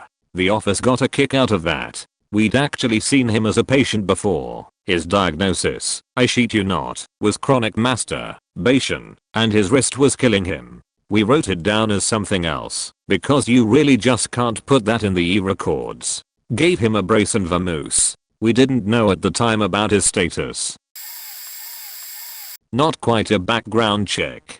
I once worked for a huge multinational conglomerate whose name most people are familiar with. Despite being a publicly traded company, a single family wields a lot, if not most, of the power anyways. One of the sons of this royal family was sent to work at our regional branch. He wasn't the head of the branch, but was still given a high rank and an executive title. Because of his family ties I was in it, and worked near the guys that were responsible for system admin. His web browsing repeatedly got flagged for visiting brothel/prostitution/escort sites. He was warned about it numerous times, but ultimately nothing could be done, because no one had any real power over him, not even the actual head of the branch point. When he was eating lunch, or drinking with the rest of the department, he would always regale us with stories of his various escapades with prostitutes in various cities. A few times my team would have drinks with him prior to leaving on business trips, and he'd offer us unsolicited information on where the best brothels, etc. were in the city of our destination point. He invited us to his home a few times too, where he'd play the role of faithful husband and father of 2 daughters. Not really a background check, more of an admission point. It was my first week at a new job as a manager of technicians for a duct cleaning business. We were hiring new technicians and they often hired people from a work release program. People often put, "will explain" on their application in regards to their conviction point. This 27-year-old prospect put such offender, "will explain" on his. My direct supervisor who sat in on the first week of interviews with me asked the person being interviewed, "How old?" The guy responded 6. At first I had no idea what she was talking about. Then it dawned on me that she was asking how old his victim was. Gave me the creeps. He had rapped a 6-year-old. She considered hiring him, but didn't. I mean, I guess someone has to hire him eventually, but I was floored. Glad I didn't have to work with the guy. We ended up hiring a bunch of convicted felons. Even one who murdered a man while on drugs. He spent 35 years in jail. I was only ever truly scared once though. We hired this guy that gave this chilling story about how he shot at and almost murdered the wrong person for stealing his drug money. The dude was huge and has a screw loose. I'm 6'4", 230, so usually I'm fairly confident about defending myself. This guy had to be 6'6", 280, ripped point. I ended up making friends with most of the guys we hired, and when I went out to work with them late at night, I never felt more safe. All I had to do was scream like a beach, and I had convicts that had my back would come save my sorry ass from a bad situation. I don't work there anymore. Kinda backwards here. I had worked with someone for about 10 years. I knew them very well and considered them a good friend. They quit the company I was working for at the time to move back home to take care of their mother, who was dying from cancer. Obviously a stand-up dude. Point flash forward about 3 years. I've left that company, started my own, which I still own/run, and he reaches out and, regrettably, his mother has passed and he is now looking to move back and work in the industry again. I eagerly accept. I knew him well enough that I dispensed with any normal formalities including an interview, references or any background checks. Why bother? I know him personally for almost a decade. Flash forward another 3 months. He is a complete train wreck. He starts out okay, but a shadow of his former self, ends up being abusive and bullying towards other staff. He was not the same guy I worked with 4 years before, and after a particularly egregious incident with another member of my staff I decided it was time for him to move on. In the interim between that decision and actually getting in touch with him, he was off shift for 5 days and wasn't answering his phone/text/emails. I did some research. Ended up finding that in the 3 years he spent at home he had accumulated a fairly impressive rap sheet. Multiple drunk driving arrests and diversion programs for abuse of opiates, domestic violence arrests with weapons involved. He was already fired, but now he was double fired in the "don't come back to the office, I'll clean out your desk and messenger you your things" sense. I legitimately feel like I dodged a bullet with the DV/weapons charges, since his attitude seemed to be degrading to the point where violence was not out of the question. Dodged a bullet there, perhaps literally, and I now run background checks on everyone. Bit of a sad one. Working for Enfi. Used to hire a lot of agency staff for keying work. Our area was due to be restructured, so we weren't hiring permanent staff. One guy was a bit off, but otherwise pleasant. I always remembered he'd chip in generously to any charity thing going around. He was mid-40s. Think he still lived with his mum. Anyway, one day he'd been a bit creepy with one of the 18-year-old lads who looked very young. Same 18-year-old goes home and Google the guy's name. Found an article with the guy's name and location mentioning him being arrested for owning a lot of child porn. Our background checks and the agencies didn't had missed it because he hadn't been convicted when we hired him. The lad phones in the next day and says he's not coming in unless the guy is gone. Owing to the nature of the work, we had to immediately let him go. Still remember walking the guy out with his stuff in a cardboard box. That's cool of you to give people a second chance, man, for real. My record is cause of my struggles with addiction, but after hitting rock bottom a number of times I got my sheet together and got 6 months sober on the 19th. I'll usually get an interview and do good in it, but once the background check comes they always say we are going in another direction. But I just keep trying because I know I'm a changed man, and even though I did a lot of grimy shit in my past, it made me who I am today, which according to people in my life is a loyal, caring, empathetic, and respectful person. So what I'm planning on doing now is going to school for addiction ed, because I feel I have a lot of good to give back to young people struggling. I've lived it, and will learn the book stuff, which is huge in that field cause caseworkers that never struggled with addiction in my experience didn't understand a lot of what we went through, and therefore didn't gain the trust or respect from some clients. I hope to get a job at my local rehab centers working with juveniles. A great example of why you should always do background checks. I work as an esthetician at a small beauty salon with only 3 employees including the owner. At the time this happened there were 4 employees, the owner, me, another esthetician, and a receptionist. We hired the receptionist in early May. At the end of May I had fraud on both my debit and credit card, and the charges on both cards were from the same places. I thought that was odd, but didn't put much thought into it, because my bank has protection and just gave me the money back. Fast forward to late June. I took the weekend off to go to a music festival, and on my way back I got a text from my boss saying, "Call me when you're available. I need to talk about something important." Turns out the girl had stolen cumulatively over $2,000 from the 3 of us by taking pictures of our credit cards, stealing cash out of my boss and coworkers' wallets. I don't carry more than $20 cash ever, thankfully, gift cards, jewelry, and cash from the register. She left such an obvious paper trail I was honestly more shocked by her stupidity than angry. We went through the browsing history on our work computer, the one we used to do scheduling, and found sugar daddy websites and a how to on cashing a fraudulent check. Apparently where I was gone my boss had heard someone doing stuff in her office, and later got a notification from her bank saying there was suspicious activity on her card from Western Union. When she went to the computer, the Western Union website was the most recent site open in the history. Obviously she was fired, but about a month later my boss told me that she had had a membership card to a massage place and apparently someone else had been using it. The place makes everyone fill out a consent form before getting a service and they mailed us the forms. This idiot had filled out her form with all her real information including her address. Oh, and I went back and looked up what she had used my cards for, and the charges were from Pizza Hut a few blocks from her house. Really? You had access to all of my money and you chose to spend it on Pizza Hut? So yeah, now we do background checks on everyone, have security cameras, and keep our purses in locked cabinets.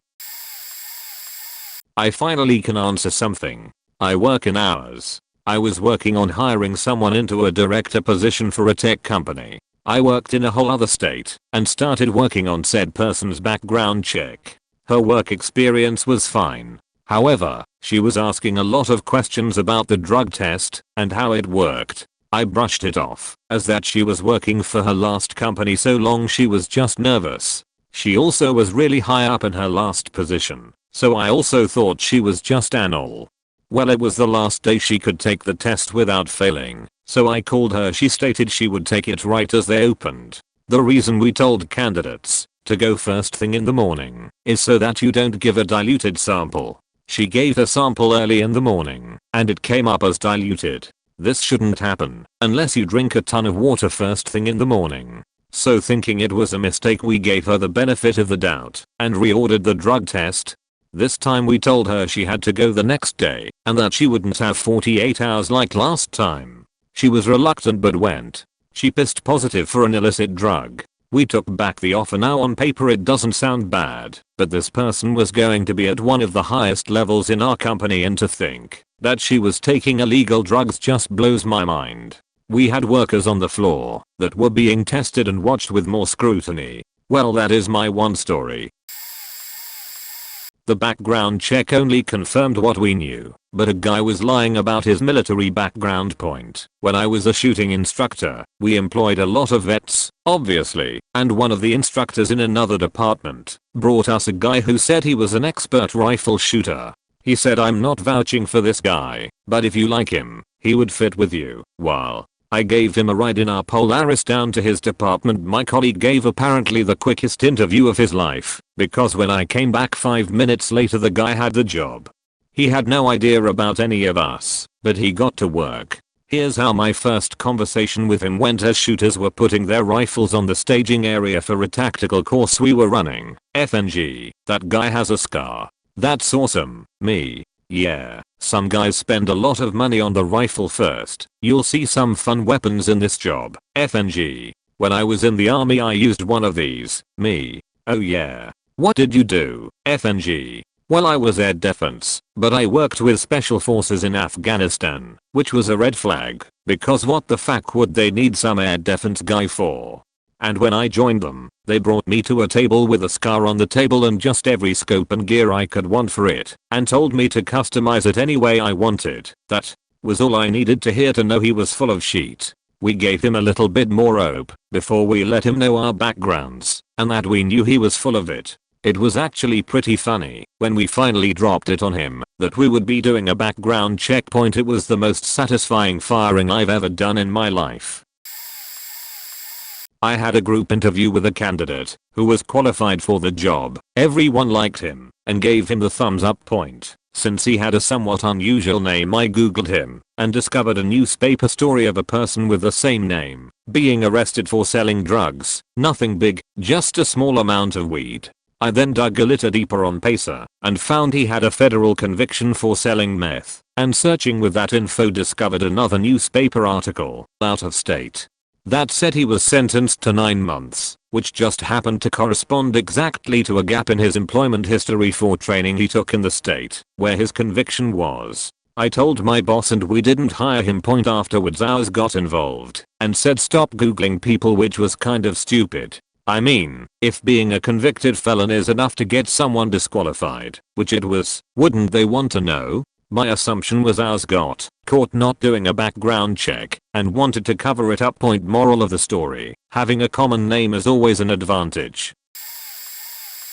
I'm actually an ex-felon, and I just went through the shittiest background check in the history of background checks. So my background started back in the first week of September 2016. Now the company that did the background check uses the county court system and just sends out a request for information on the applicant. No social, just a name and date of birth, and I ain't even sure about the job. The company didn't turn in their findings until the first week of November. I hear back from the company that I'm applying for, and they tell me that at the time they are going to have to pass on me. I'll admit I was upset because I've been trying so hard to be good, stay straight and just not mess up.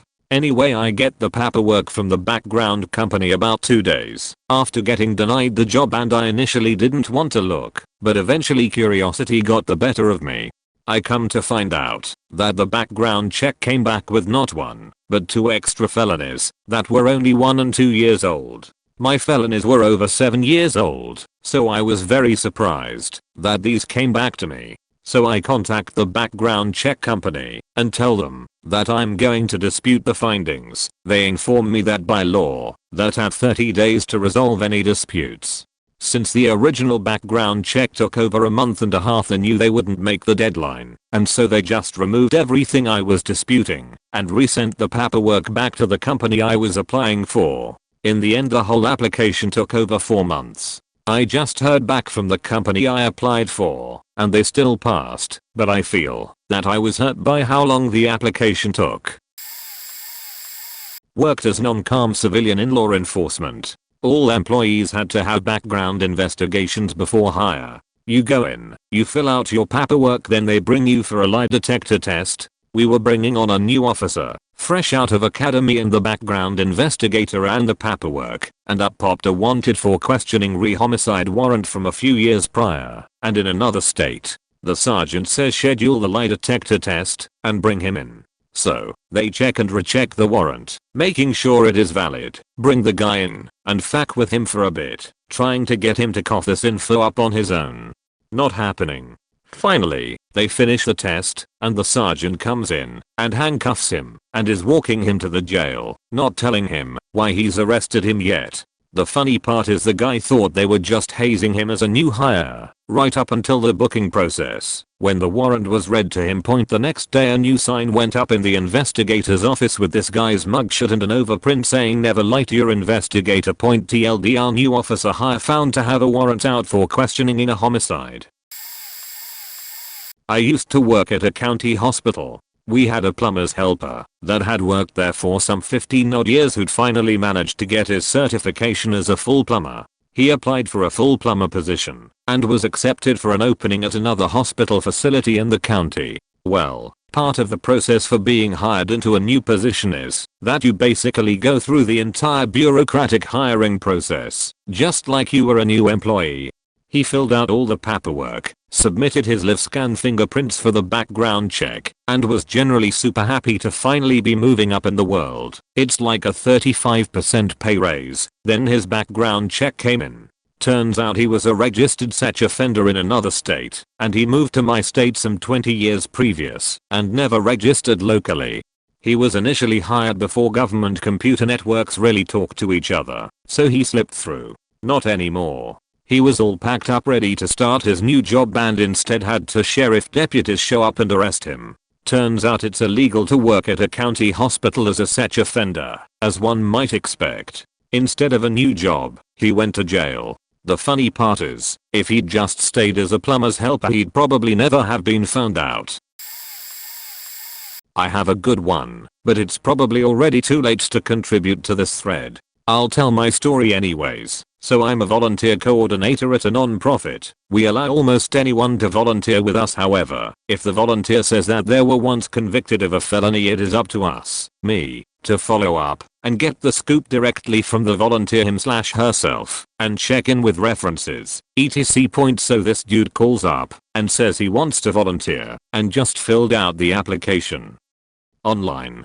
I saw that he is indeed a re-entry citizen. So I asked him what the scoop was on that point. Keep in mind, most people who come to volunteer with us may have a drug charge or something petty, but if it's anything close to rap or murder, hell no. Apparently this dude that I was talking to on the phone, all casual like, had killed 3 men and just finished his 50+ year sentence. The dude was like 60 something. He was so nonchalant about it too. Obviously me and my ed follow up later and said sorry, yeah, not gonna work out. I did not do a background check on this one because I was desperate for people, so here you go. I hire this woman, train her and throw her into the mix and wait for either positive/negative results. A week goes by and one of the managers informs me that we have a problem with her. Seems she had race-related issues, very confrontational if you weren't white, so I'll let her go. About a year later she shows up, humble and willing to do the job on my terms. Please let me work here and there will be no issues. I felt bad and had her on a short leash. The next day the police show up and arrest her at my office. Why, you ask? Because the night before she came to me begging for her old job, she had slept with some guy at his apartment. The infant she had with another guy wouldn't stop crying and it was interfering with their adulterous affair, so she wrapped the infant in a garbage bag and placed it in a drawer. She got back on the couch and had sex with some guy while her newborn child died right next to her. The father of the child found out and called the police. I live in the UK. We hired a lot of immigrant workers at one place I worked. We did criminal record checks because of the nature of the job. We had a huge intake of staff, and so we let people start before their records came back on a supervised induction. One day I was sitting in the canteen talking to a guy from somewhere in Africa. He was saying how happy he was to have the job, how he had been divorced and homeless and this was his break. He had a new apartment and he couldn't wait to get paid because he had no furniture but a mattress. Another guy, white British, overheard this and came and sat with us. He told the dude he had a sofa and a bed in his spare room and he was welcome to have them for free. He offered to bring them round to him as he had a van he could use. I was really touched and made a mental note of what a lovely bloke this man was. When he went away I said to the African guy, "Isn't that lovely?"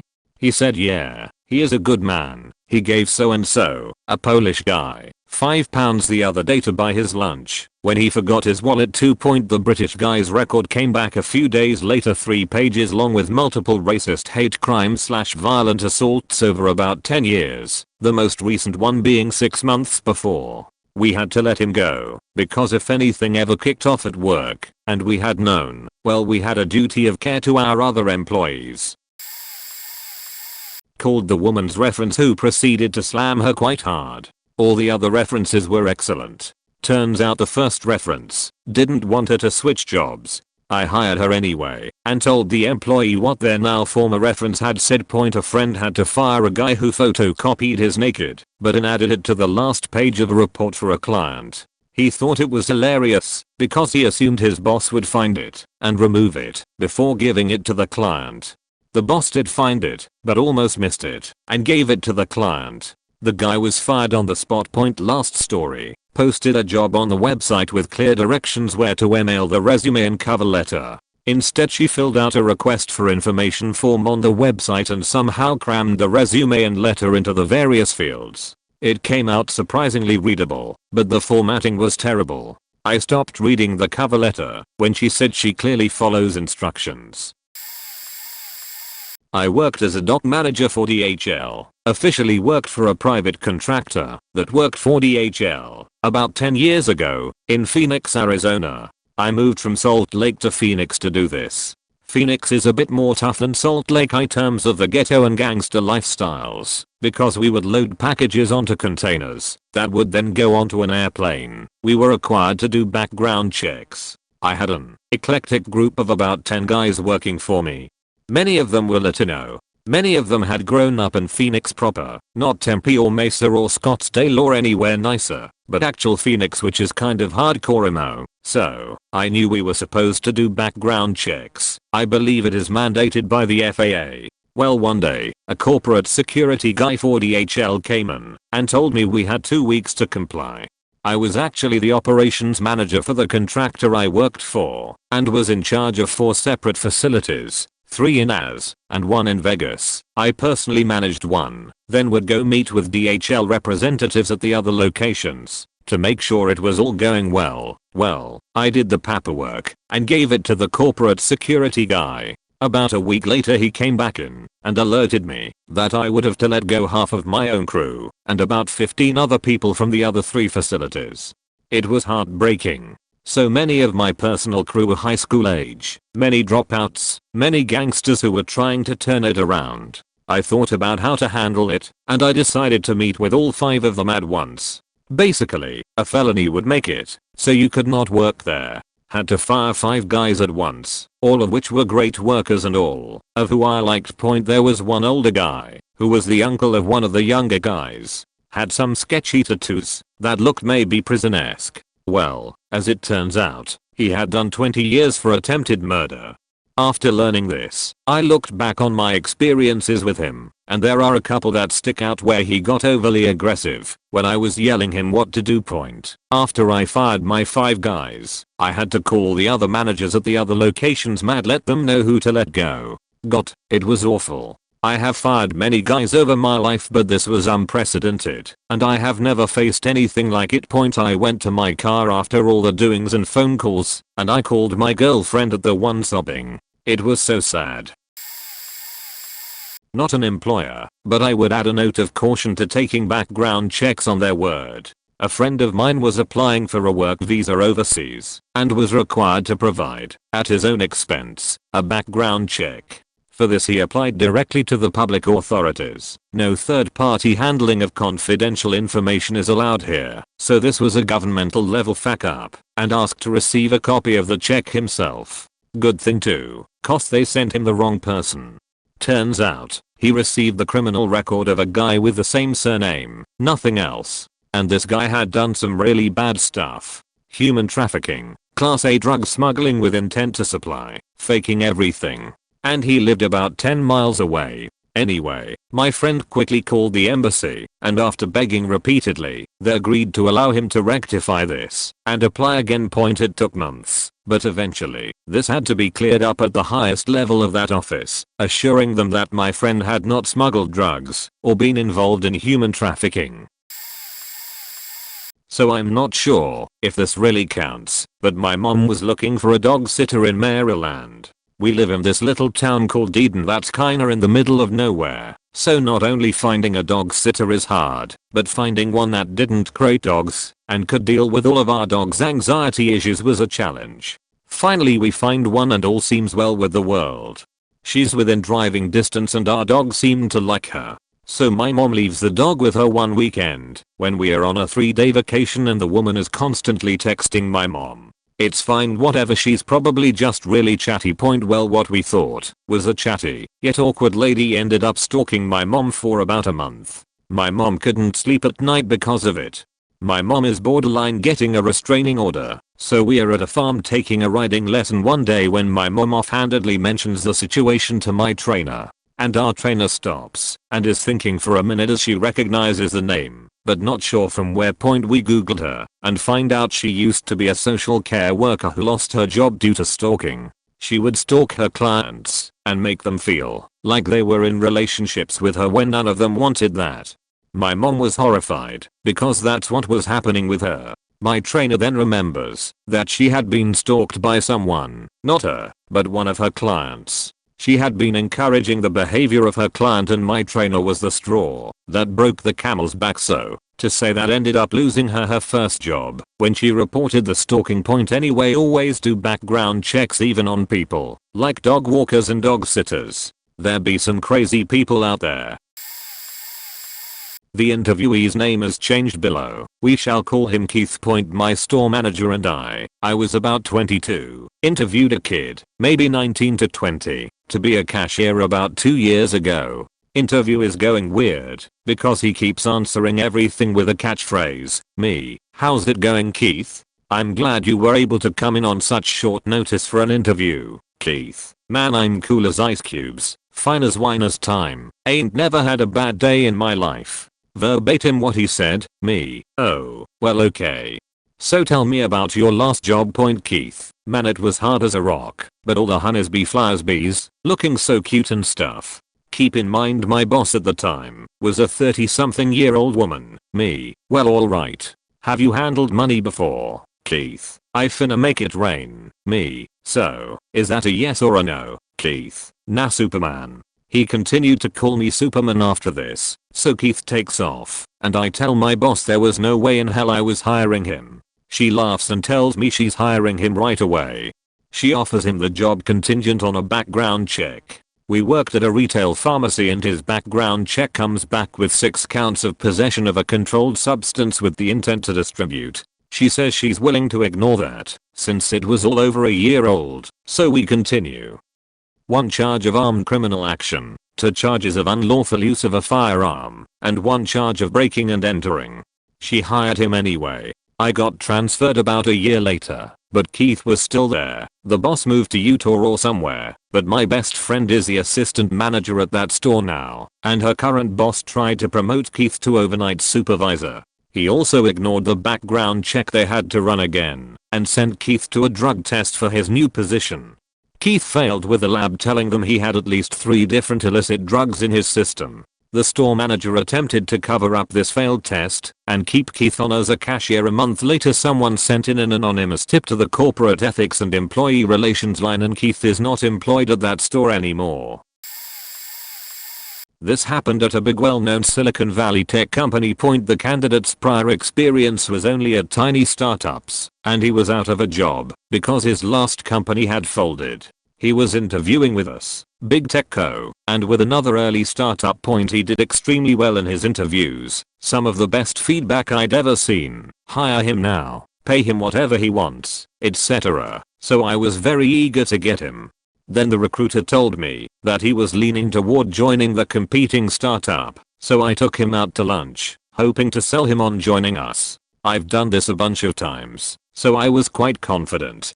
Also, he seemed extremely underpaid and underleveled. I was sure we could offer him a very substantial jump without breaking our budget point at lunch. After my spiel, he asked this pointed question about the recruitment process. Something told me I should mention a background check, so I did. His shoulders dropped at that. Now, I've seen this before, but we are one of those companies that don't really care about some stuff, personal marijuana use being one. So I gently probed him for details. He said he was carrying a sexual assault charge filed by his ex-wife. He insisted that he was completely innocent, but he'd had to take a shitty plea deal. Apparently, he'd been told explicitly by his lawyer that he would not get a fair trial, partly because of gender biases, but also because he was of Middle Eastern Muslim origin, while his ex-wife was from a well-connected WASP family. This is why he'd only worked at startups that wouldn't have the time, money, or inclination to do background checks. Of course we couldn't continue with the process after that, but I thought it was pretty messed up.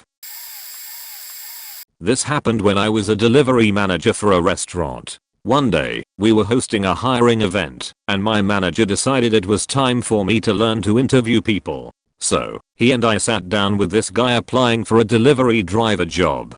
Basically, the interview is there to make sure they're not completely pants on head stupid and or a shitty person. We'll more or less hire almost anyone with a pulse to be a driver.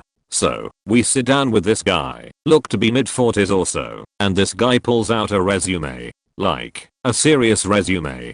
He then proceeds to knock the interview out of the park. He's got restaurant experience, a great personality, and seems like a really hard worker. We told him we were going to run his information by our insurance, but that we'd almost certainly be giving him a call the next day. Point after he left, my manager and I marveled at how great an impression he made. But, we both ended up having this feeling of him seeming too good to be true. We thought it was just a feeling, but just to allay that apprehension, we went to the office to Google him. Holy shit.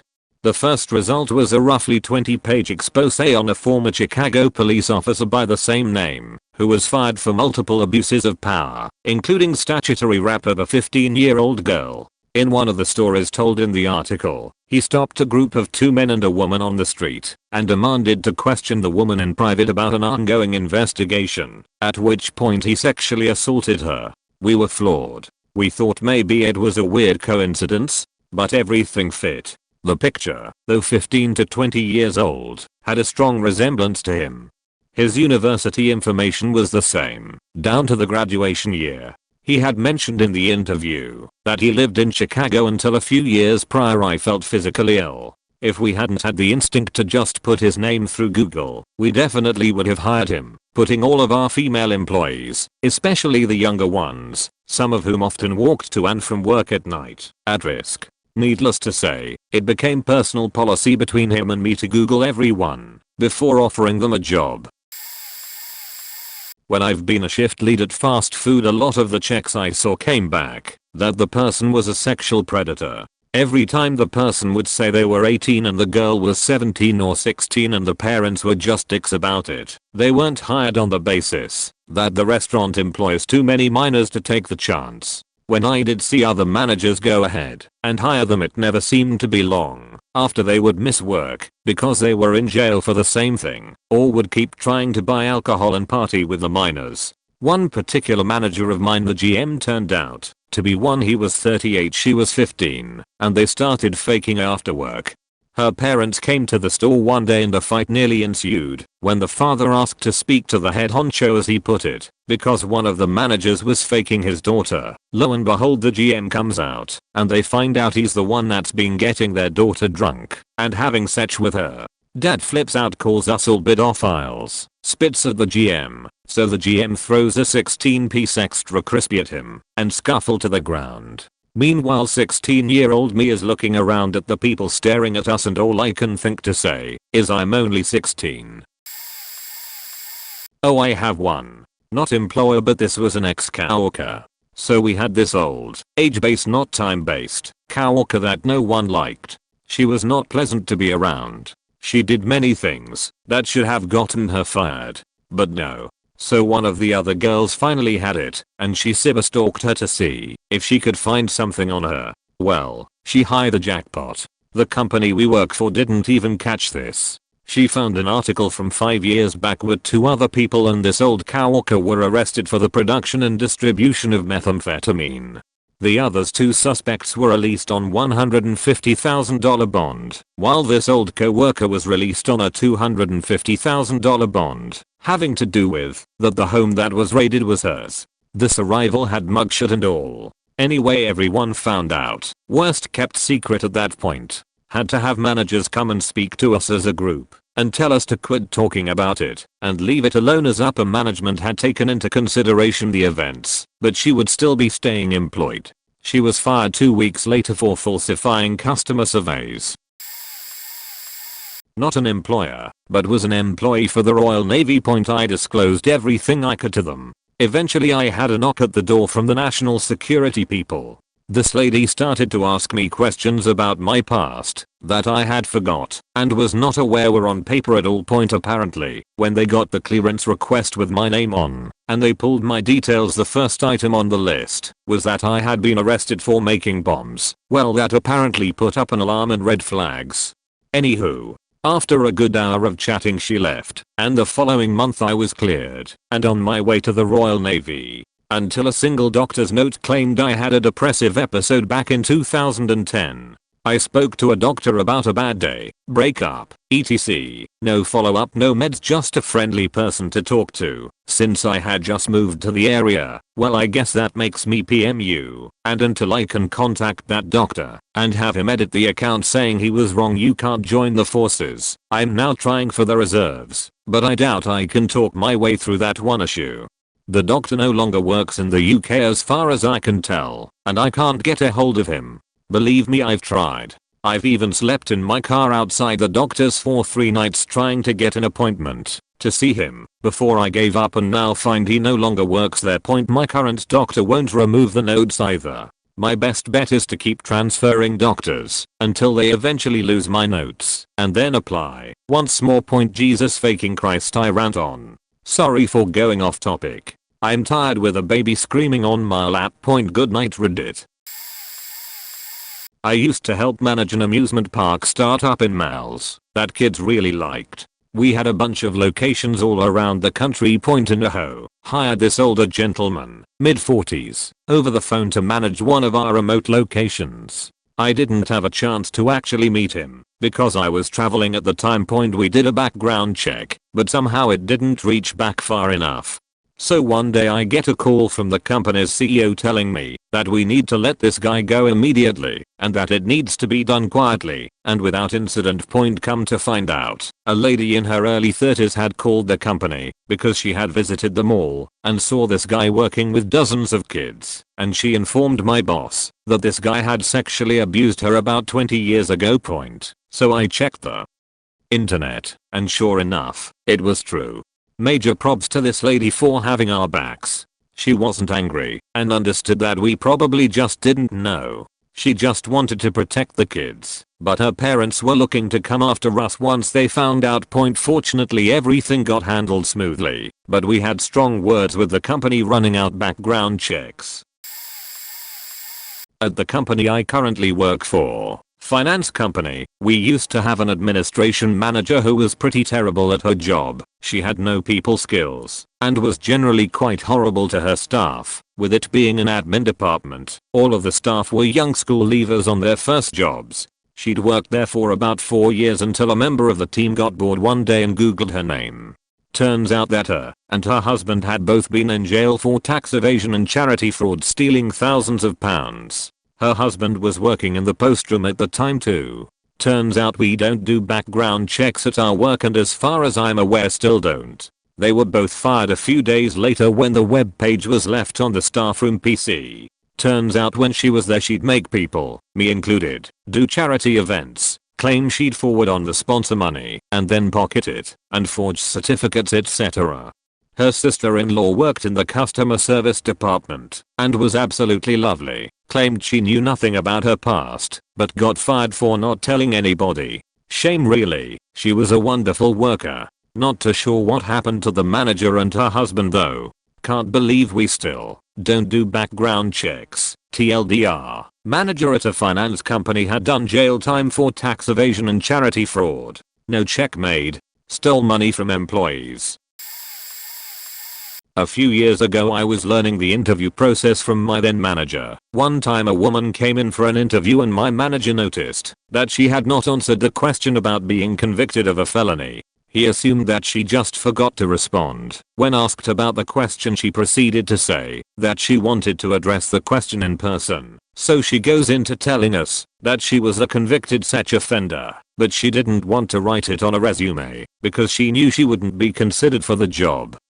Okay, she continued by saying that she was in the middle of a threesome and the other woman participating had consented to participate. But once they were in the middle of doing the deed, the woman and the man started talking about sticking things in the back door, and the other woman had opted out saying she wanted to end her participation in their rendezvous, but they continued to force her to continue. So the interviewee said that this woman had gone to the police and claimed she'd been raped.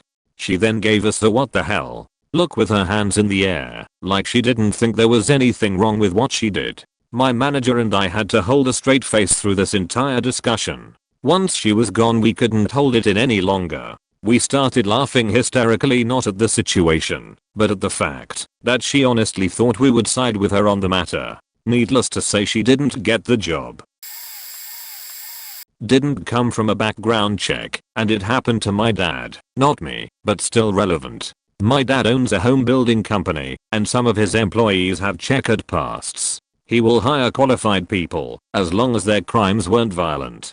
Well, several years ago he hired a guy that was a good worker, and worked for him for years. The guy eventually left the company about 2 years ago. Well, about 6 months ago he ran into the guy at a restaurant, talked to him for a little bit, and then they parted ways.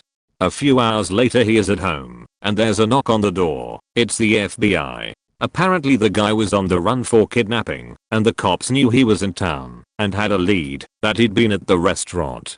They checked the restaurant's outdoor surveillance cameras, and saw that my dad had talked to him, got my dad's plates, and then showed up at his door. They then had my dad call the guy, and ask to meet up again, so they could step in and arrest him. My dad did so, and they arrested the guy. It turned out that his ex-wife was trying to get full custody of their daughter, so he took the child and ran. Not a background check, but years ago I was a supervisor for a cable contracting company. We were severely short-staffed, so my boss told me to hire anyone that walks in the door regardless if they have experience. Had this guy come in and had a great interview. Told the guy he was hired pending background check and drug test pass. Walk the guy out, and then I notice his truck. For years there was a guy that drove a white Chevy Avalanche that was illegally hooking up cable for $50.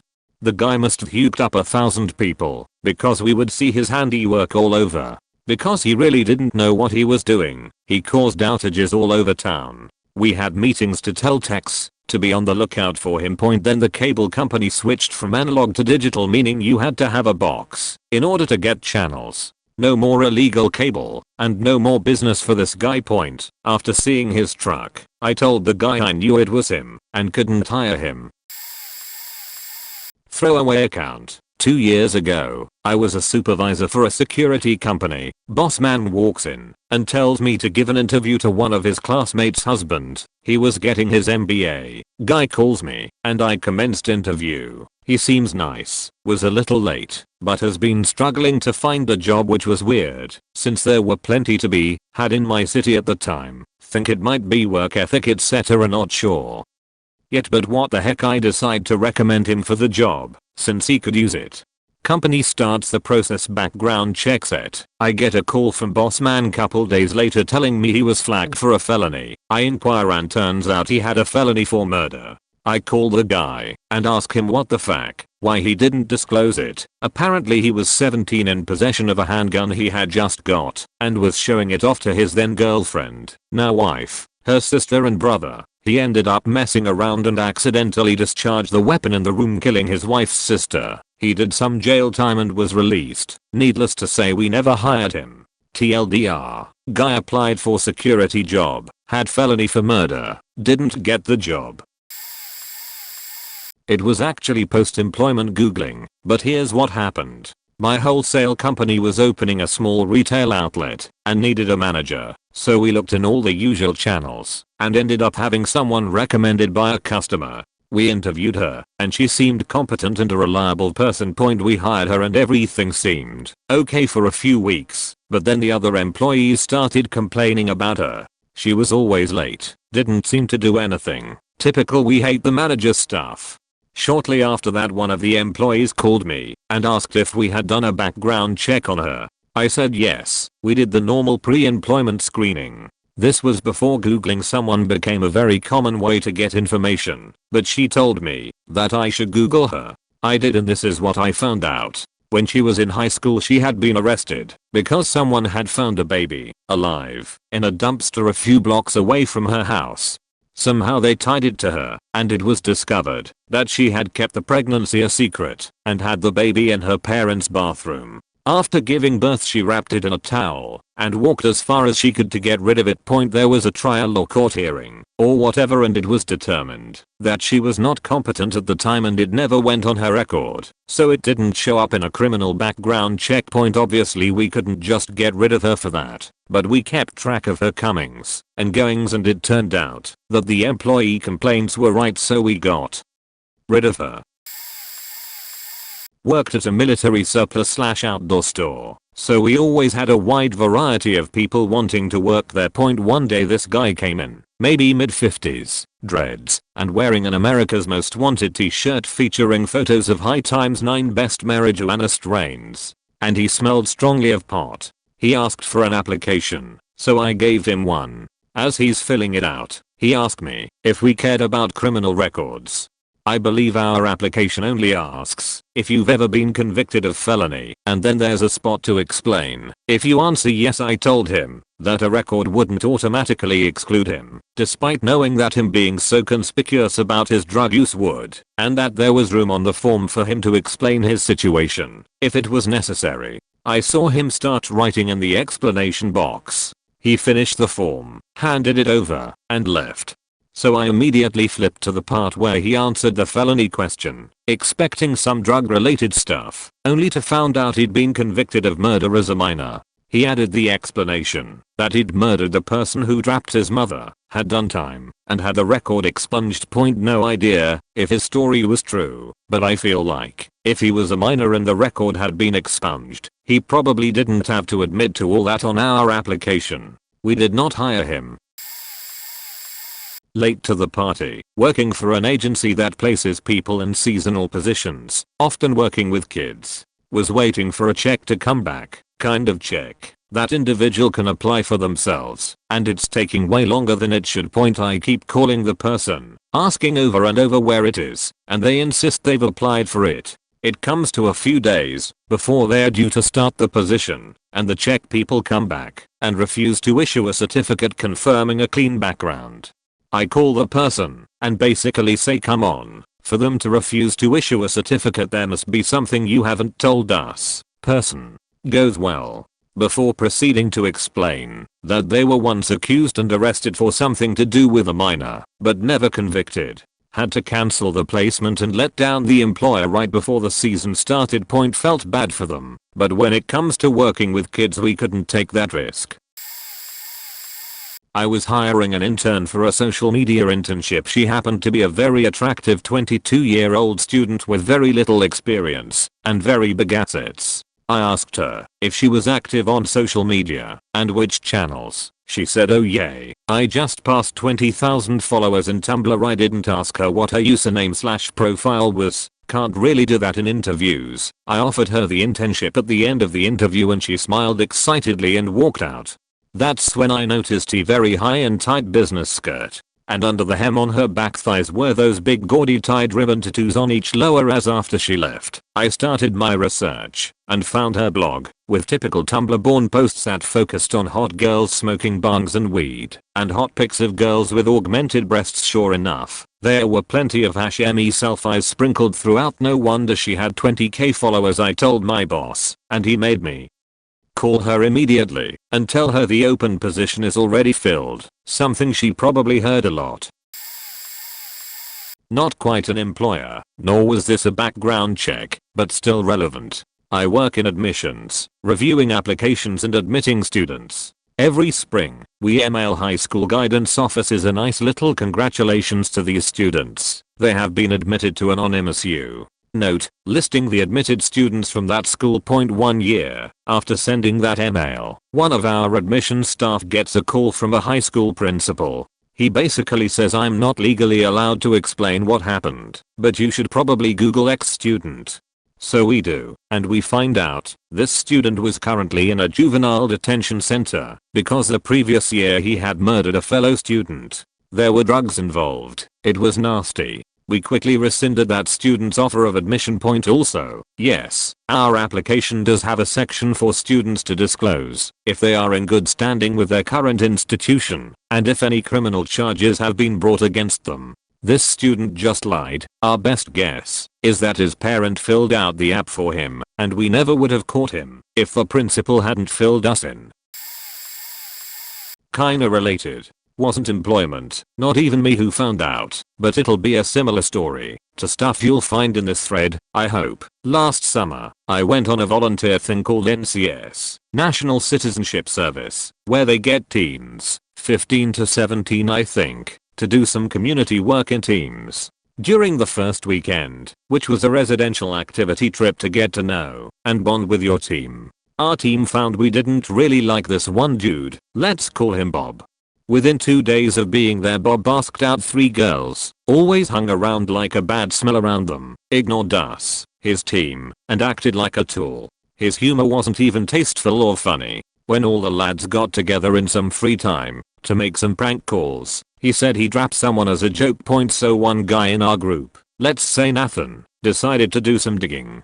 Asked around his friends and his girlfriend, did some stalking. Didn't take long before we found out he was a registered sex offender. He wasn't allowed to be put in foster care with girls because he'd attempted to rap one point, while I generally just steered away from him. Most of the other guys in our team, and even some from other teams, bullied him off the thing. He didn't come back for the second part. I know it's probably a fair chance for all thing, but I'm surprised they let him on, if they even knew he had a criminal record. I was interviewing for a job that sounded fun and challenging. The people were really nice and seemed it would be great working together. The salary was pretty good, especially considering this was my first job in the US. They mentioned they were going to do a background check and I just shrugged it off. I've got nothing to hide and I'm proud of my credentials. The company they hired for background checks was some remote firm in India. They could barely speak English, let alone the German or French that would be required to run my academic background. I wrote them countless emails explaining I went to school and worked in the non-America parts of the world, to which they would replay, "You forgot to specify which state you went to school in." Luckily, our department were reasonable people and ignored the damning background check they got back. No school record, no employment record, no credit score. My manager at my last job was curious about a potential candidate for a job and asked me if I can get some information about him because I worked at his previous employer's company. I told my boss I'd do him a favor and ask my friends that still work at that previous job if they have any dirt on him. I know we are technically not supposed to do this, and this was under the table, but I care about our team and who we are going to be working with because we deal with the general public. So I go ask my friends about this candidate and said they would meet up for beers to give me all the information about him. Before I meet with him, my boss decided to just go ahead with hiring this person because his official references passed. I asked my boss if he was sure about this because I was going to get the information the day of, and he said it's all good. I still met with my friends for beers and they give me all the dirt, and I'm literally talking dirt here. Apparently this candidate got fired for being so unclean at his job that when they fired him, they had to use rubber gloves and throw away their equipment. They had to use garbage bags to throw out their keyboard, mouse, and even their RSA key was covered in sheet. My friends told me he never cleaned himself and he had a bad habit of eating pure sugar and had piles of sugar packets at his desk. Skip a few months later and he starts doing these things at our job. We found out he also collects cans on his lunch breaks and brings bags of cans to his desk. Our clients wouldn't want this individual working on their projects and was literally forced off of them and couldn't perform any work, so they had to let him go. My boss later apologized to me and said he should have been patient and waiting for my feedback before going ahead with the hiring. I'm late to this party, so I'll keep it brief. Interviewed a guy and he did alright, but something was nagging at me about him. Called his first reference, line manager, and he was like, yeah, he's great, you should hire him. Well, my nagging feeling still wouldn't go away, and so I chased up the second referee, the business owner at the dude's current job. Here's how it went down. Me, hi, it's Cy Laking here from X. I'm calling because this guy has put you down as a reference. Owner, sounds surprised he did he? Me, yes. Have you got a few minutes to answer some questions? Owner, pauses for a second. Will this be confidential? And I knew at that moment that I was about to get to the bottom of my suspicions. Referees only ever ask if it'll be confidential when they have something bad to say, and that rarely happens. Verbatim, he said, he's always sick, and he makes sure everyone knows it. That was pretty much it. Every other answer was negative too. I called the guy up and let him know he hadn't been successful. He didn't seem to care too much, but the lessons I took from that were, trust your gut instinct when hiring, think hard about who you put down as a reference when calling for references. Remember that some people will lie through their teeth to get rid of a terrible employee. I have a lot of fun ones. Been a manager at several companies. The first company was a call center style gig in the States. Very high turnover. I ran the ad group departments and both hired size admin types and developers. We had so many freaky applicants. We had a guy who came to our state from Utah. Super clean cut, healthy, very smart. After 12 months he was transgender, did drugs all the time, and came to work 2 to 3 days a week. Never seen anything like it. We had a RIB manager who just disappeared after we told him that concealed carry was against our policy. 2 weeks later the cops came by looking for him. Weird. We had an episode where the security manager was fired because we caught him on the CCTV breaking into the candy vending machine one night. We had over 200 cameras in the building and he knew that. We had 2 employees stab each other in the cafeteria. That was interesting.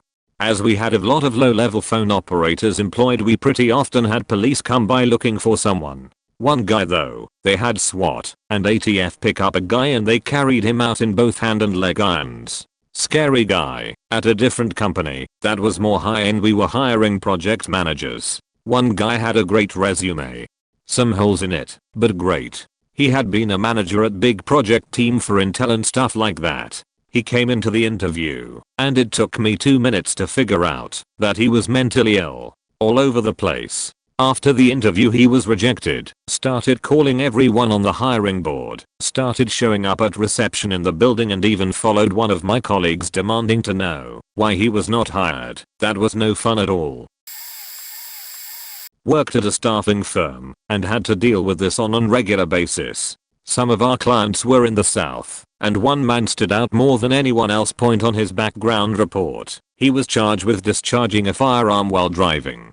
I had no choice but to hear the whole story. Let me preface this with a disclaimer. I'm not racist. I hold no prejudice against the South, but let's be honest, they have a unique mentality point. So I asked the gentleman to explain why he told me that there is nothing on his criminal background. He proceeds to say this, a sheet. That night, I was driving home from a shindig. Yes, he used the word shindig, and I saw a gorgeous 8-point buck.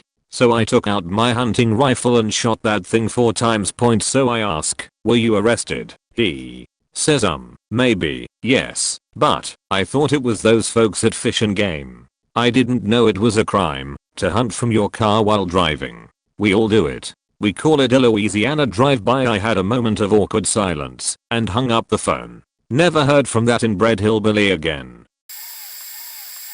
When I was an undergrad I worked for the law admissions office. I was literally the first person to see people applications, and so I needed to review their documents to see if they forgot anything yada yada.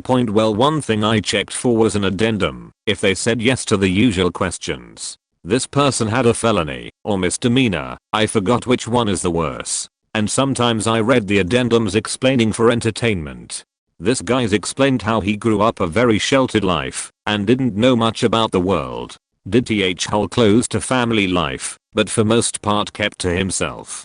Well, when he initially was applying to law school the first time, he had been a camp counselor the summer prior and loved his job. Years he had been there working and having a great time with the kids. One summer, prior to applying, he got really close to some students and got the idea to sneak into their tent at night and proceeded to feel up one individual. He ended up explaining how he didn't understand what he was doing, but basically sexually assaulted this individual. The student came forward, and as H was applying to schools and got an admission, he was sentenced to some years in prison. Said he was a new person and now is better for going through it or something, and should be accepted. I sat in amazement and tried to see if they admitted him. Scary stuff. But brings the idea of when and if people are reformed, that they do need to get on with their life and education too. I do in fact think you're misunderstanding me. Let me clarify. All adults have inherent sexuality. They are attracted to whom they are attracted to and don't really have a say in it. Nearly all adults are sexual beings. That is to say, they experience a biological imperative to engage in sexual acts. Some experience this more than others, but in all but a vanishingly small percentage of cases, this is the norm. History shows that attempts to suppress, change, or ignore sexual orientation don't work. In fact, they generally make things worse. Pedophiles are caught in the unfortunate position of having a sexuality that is always criminal, while having few options to manage that. Even if they've never committed a single criminal act, just mentioning pedophiliac tendencies even to a professional is a recipe for immediate ostracization and complications. So it's a damned if you do, damned if you don't. Try to manage it in advance, you get outcast. Act on it, and you get outcast. That is at least in part a product of social mindsets. If you are attracted to kids, and you know it's wrong, and you know telling anyone is just going to get you called a sick fuck, what are you going to do? Hide it, try to deny it, and hope you never cave. It's a private battle against condition 2 up there, and condition 3 usually wins. So yes, condemn and punish criminals. But a more productive approach would be to acknowledge it exists and try to head things off before they wrap, through help and assistance. Telling people don't do what your body wants is stupid and doesn't work. Or else we would all eat a lot less and have great abs. Not an employer, but I work for a company that actually does background checks. It's disturbing how many applicants' checks come back with felony sex offenses, everything from child molestation to rape, who don't disclose the offenses. It's probably everything from hoping we don't find them to believing that companies don't actually perform the checks that they say they will, and that candidates fill out paperwork for. Also, it's urgent need to take a shower inducing to see how many such offenders are openly grinning in their offender pictures. One of my clients requires applicants to disclose any convictions before they are hired, and many of them will list every minor traffic ticket they've ever had, but conveniently forget the felonies they were convicted on. I also remember the guy who had the same name as his faster, first, middle, last, and gave us his DOB, but his father's SSN. Hoping we wouldn't find his 5 felonies and 9 misdemeanors. We did, and needless to say he was turned down for the job. Not me, but at the store I worked there was this dude who was in line for a management position. Great work ethic, and was in a long-term relationship with a nice girl, who routinely came in to bring his lunch. Definitely was on the up and up. The store manager knew he had a record, since he had disclosed that fact during the hiring process. Everyone in the store knew he had a record, but none of us seemed to be interested in asking what it was for, seeing as he was model staff member. But somehow ours seemed to have forgotten about the fact he had a record and had him fired after main store manager put the coworker up for promotion, claiming he had hidden his record. People that were workplace buddies with him were upset that he'd been fired, but we all accepted the loss and went on with our lives. Me, a few days after he's fired, happening across his picture on one of those people of type sites. Turns out his record was because he'd masturbated into a cup, then threw the contents of said cup onto a girl's leg. Point the story failed to mention if the girl was the same girl we knew he was dating or not. Neither an employer nor someone who does the hiring, but here in Silicon Valley, where there should be an abundance of people who knows how to deal with Apple computers, they flew little ol' me up from Southern California. All essential expenses paid up here. Why? First candidate came in absolutely reeking of weed and stoned out of his mind. Even though California legalized marijuana at a state level, it's sadly still illegal on a federal level, which is why I have not lit one up in a year and still haven't despite it getting legalized. Otherwise, after working a 12-hour shift, smoking until I fall asleep sounds really good. With that, it's obvious that he faked his drug test, since everything came back negative. Even if it was fully legal, our jobs were to upgrade computers for the executives and walk them through new features, and it's still as unprofessional either way. Second candidate knew nothing about Mac computers and lied on his resume claiming he knew how to use one, but was coming there hoping to learn how to use one. Well, the job description said we are teaching them. Also, that's why there's Hackintosh or even Mac Linux. Third one came in same time as the second one. Didn't know that much either, and would skip ahead in very detailed instructions that has to be done in order, as in he would launch a very resource heavy process, file vault encryption, first, and would routinely skip steps, or spend most of his time on his phone. Added silicon, not silicone. I fell asleep in science class and always get the two mixed up, especially since I happen to use silicone, dielectric, grease fairly often.